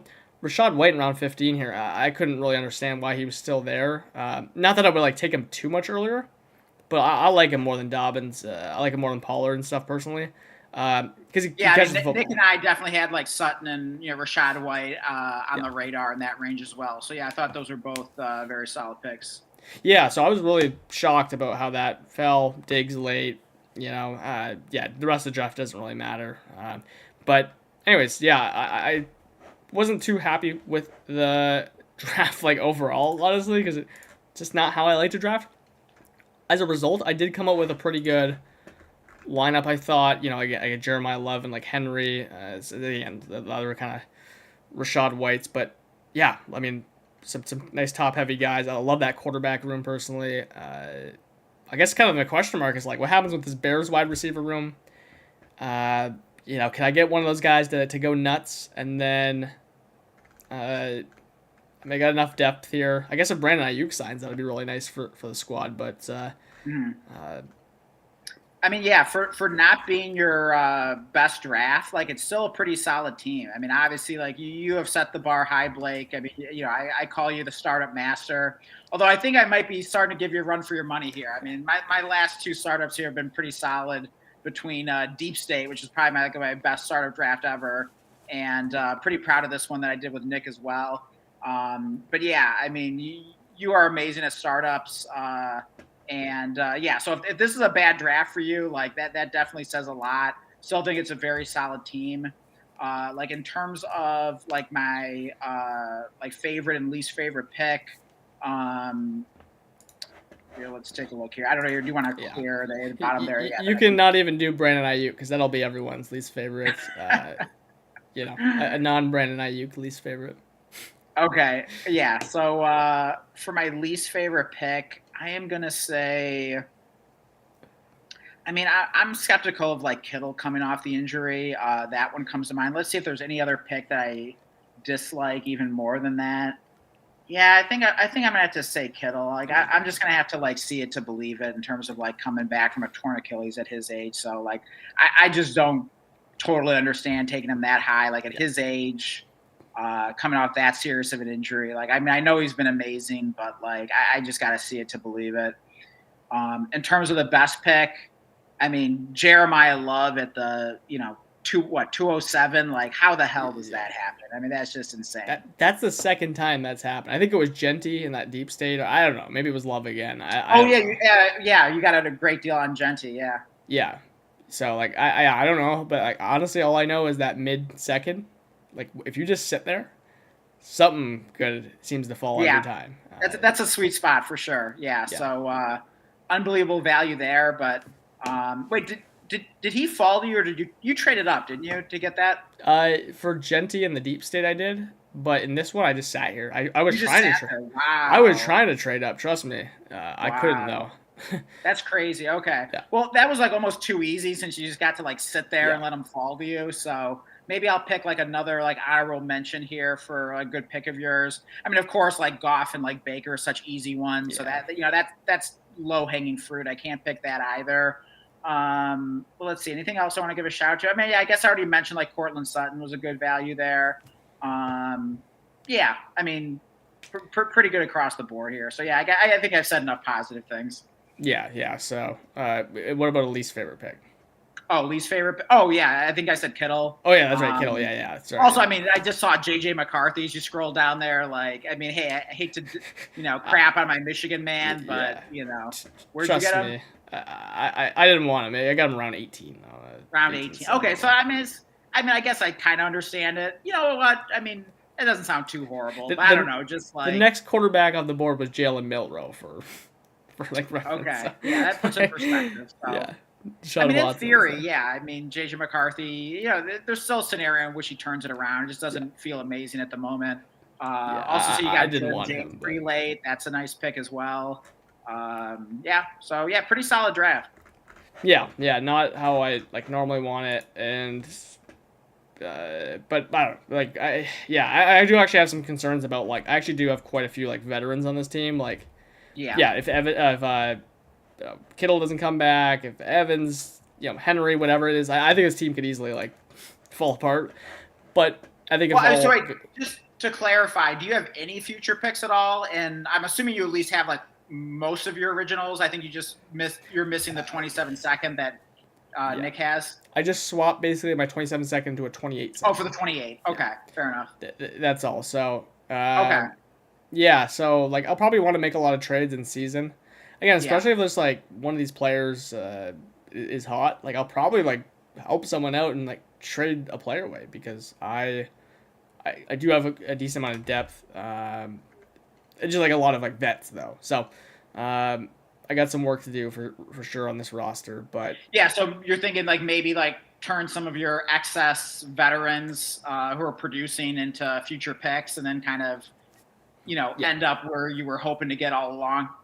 Yeah, it's kind of like why I really like the Sutton, White, and like Diggs picks because like, well, number one, if all like either any of those guys start producing, I could trade them away. But it could also free me up to like try and trade maybe like an Evans high or whatever it is, Henry or Kittle, whatever it might be. So I thought it kind of gave me some like flexibility for potentially in the lineup, or just like I know that these guys are fragile, Kittle, Evans, all that stuff. So it's like, well, if something bad happens with them, maybe I got some guys to fill in. So. Yeah, I mean, it's sort of like kind of, end up where you wanted, but just sort of going about it like in a different way. So I think, you'll be able to get there in a different way, even though you weren't able to pull off the exact strategy you wanted in the startup. Yeah, I'll close out here with us just like looking at the like Dynasty Daddy like outlook on the league here, just to get an idea, I guess, like where teams are at. Seb is in chat. Welcome, Seb. Said, wait, where is he? Yeah. Are we gonna be doing Listener League 1 trades before the year? I tell you what, Seb, if you want, especially if you want to see your trades, just post them in the Discord. Like take pictures of them, because I did actually like say this to you here, Dan, but I basically just put in like the Discord like. Someone put their trades in, and then we could just do like a trade episode. So that's how we could do some Listener League 1 trade reviews, Seb. Sure. Whatever the people want. Yeah. Just trying to find the Listener League 3.0 here. Here it is. Here it is. All right. So it has... Yeah, this is actually going to be interesting to see how the value is, because we were talking about all these teams. Like, has Greek God, I think we really liked his draft, at number 1 for value. It's pretty flat, by the way. There's really no one that ran away with it here. Rick, who I think was missing a lot of depth on his team. He had those extra picks, maybe. At number 2, has me at 3, Squish at 4, Shortle, so that you and Shortle at 5. Jared at 6, Hans at 7, Frank at 8, Jacob at 9 in value, which is surprising to see with his build. Like, how he plays. I'm not sure how that happened. And then 10, 11, 12 is S1, Spendity, and Camex in last for value. Let's see what it says for starter rank. I know these are pretty flawed, by the way. Yeah. But it still gives like a general idea. So it seems... Okay, interesting. It's got Jared at number 1. I wouldn't have guessed that personally. It's probably because he has a decent amount of depth, is my guess. And what number 1? Jared? Jared for starter rank, yeah. Okay. He's got a really well-balanced team, but I remember... Right, he does. I literally remember thinking, like, this probably won't be the best startup lineup, starting lineup. I think, like, Greek God had arguably a better one, and he's a number 2. So I'm a little surprised that he took number 1. And it's got Frank at 3, Nick at 4, interestingly enough. Like, I would have figured you guys were probably number 1. Yeah. It's probably because you don't have tight ends and it doesn't like your quarterbacks. Yeah, but I mean, we said before, like in more of a redraft context, that like Kyler Murray and Malik Willis are like such a fun like pair of quarterbacks to have for redraft. So I mean, you can question like the long-term viability of that, but like with what they can do on the ground, like I think that's going to be a really fun duo. And then you combine it with all like the running backs and also, I mean, we'll see how tight end works out. I mean, we have like Kate Otten as a backup, and then I mean, tight end's not like real deep, but like I mean, I really like Chig this year, so we'll see how that works out. We could always like trade one of our excess, running backs or receivers for a tight end if we need to. But yeah, I'm not too concerned about tight end. Yeah, I see what it is. It does not like your tight end room. It does not like the receivers, like the depth of the guys. So that's why it doesn't like it doesn't love the quarterbacks. It actually has Willis maybe decently ranked. Yeah. So But you're saying it doesn't like our wide receiver room? well, it likes them, but like for contending, like for starting Oh, rank, okay. like it just doesn't like them for starting rank kind of thing. So that's why it has like 4. We're probably And it's weird though, I mean, because we have a lot of wide receivers that are very startable, But I mean, I guess like it doesn't have like it does not like Dobbs at all. For example, like it's like you Okay. got him at red, like pretty much the same as Ted Hurst. So Okay. I don't know. Dynasty Daddy's weird. I mean, I don't put much stock into it. I mean, you could do like much worse than like Dobbs as like a flex and a start 11, and like we got him on the bench, so like sounds pretty good to me. yeah, so that it has you guys all ranked as 4. It's got me, Squishy, and Hans as frisky, which is probably just like on the doorstep of contender or something like that. And then it's got 3 frauds in Camex, S1, and Kazbak. I'd say that all those are pretty much what we said when looking at them. And then it actually has 2 rebuilders in Spendity and Jalemov. Now, we knew Jalemov was a rebuilder, the only one. I mean, we were alluded to some of these guys probably needing to rebuild if they don't make any deals. But Spendity's interesting because he was the one with Omar and Hampton, Brees Hall, Devontae Adams, and neighbors and stuff. So has him as rebuilding, yet, yeah, he has a lot of good contending pieces. He just needs to shift them around, make some deals. So that's kind of like the overlook on the Dynasty Daddy. Again, like it pretty much says for value, everyone's is like really flat though. Like no one ran away with it. Yeah. Well, hey, for what it's worth, I like Nick's chances. Yeah, I think he's gonna win the league here. No bias there, right? So, but hey, we'll see what happens. It was a really fun startup draft. And I just think it's awesome that like we have like 3 listener leagues now. Like I don't even know how that happened, but pretty awesome. Like we love doing these listener leagues with you guys. So if you want to be in a listener league, as we said, make sure you join our free Discord. Link in the description.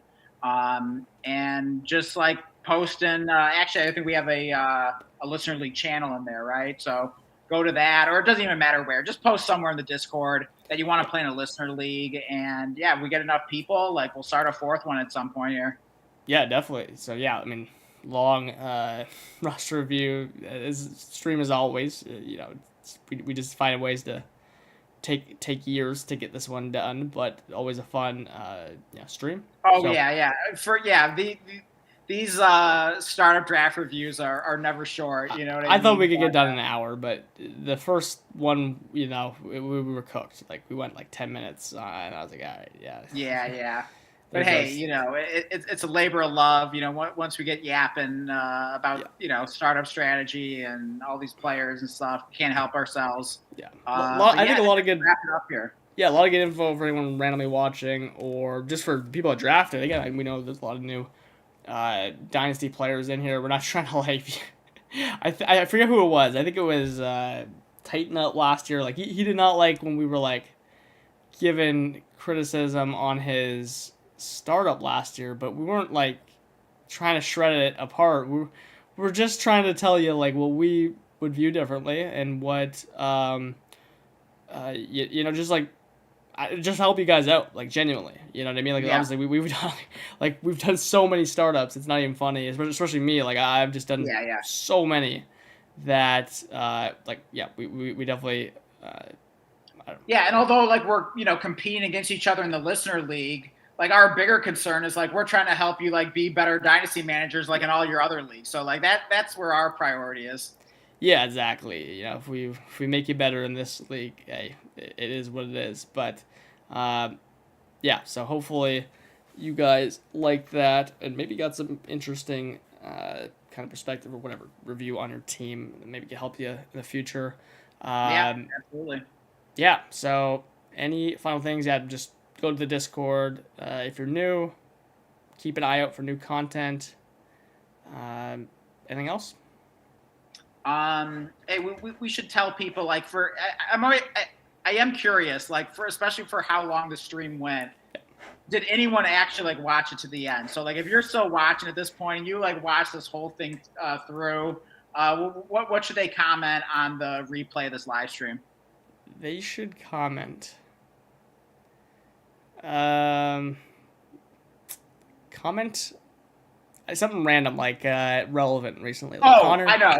Okay. Baja Blast. Comment Okay, Baja Blast. Yeah, that's good. That's If good. I was gonna say made it Connor. all the way to the end here. You got to comment Baja Blast. That's right. Yeah, that's a good one. I was gonna say like Conor McGregor because I don't know if you saw his fight the weekend. He just blew his ACL out in like 5 seconds in the fight on his comeback. But Baja Blast, that's a perfect one. So leave that in. And also, of course, drop a like on the live stream. We went hours here for you guys breaking down everyone's listener League 3 startup drafts. So drop us a like for that if you enjoyed it, got any value out of it. Yeah. And hey, if we get 20 likes, we'll draft our favorite sodas / pops. But yeah, like we said, join our Discord, and yeah, we will keep you posted on our live stream schedule. Hopefully, we'll do more of these. I mean, we're only going to be doing more and more of these as we get closer to the season, and I mean, it's not that far away at this point, so I couldn't be more excited. We'll have to do some like player argument thing. You know, what was it called last year? Dynasty dilemma or whatever. We'll have to do like something like that. Yeah. Because we actually had some like really good I don't know, like debates or whatever. Sometimes we weren't even debating. Sometimes we're just like agreeing. Like I remember like Camp Scatabo was a big one.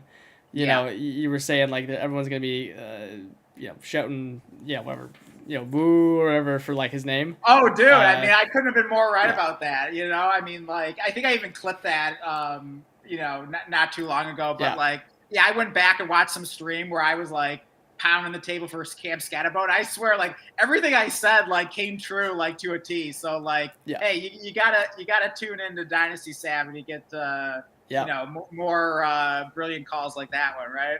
Yeah, no, it was fun to like look back at some last just like random streams where like it was one of them, and like they have line comps like it aged so well.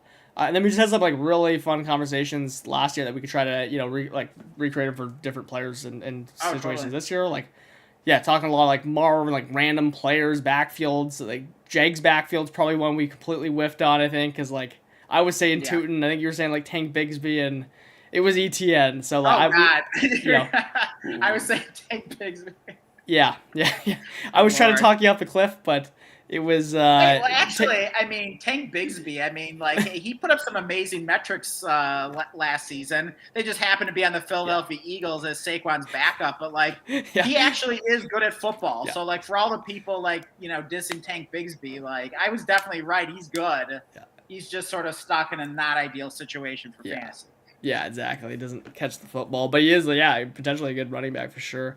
He's got incredible metrics. Tootin wasn't much that was not as stupid of a take as it might sound on the surface. Tootin was not a better pick, even if he is a nice redraft pick, whatever. Yeah, it's not like Tootin did anything last year. So I mean, we'll see what happens with him this year. But whether you are in a dynasty or redraft, we got you covered here. So make sure you're sub, join our Discord, comment Baja Blast if you made it to the end, and we will see you guys on the next live stream.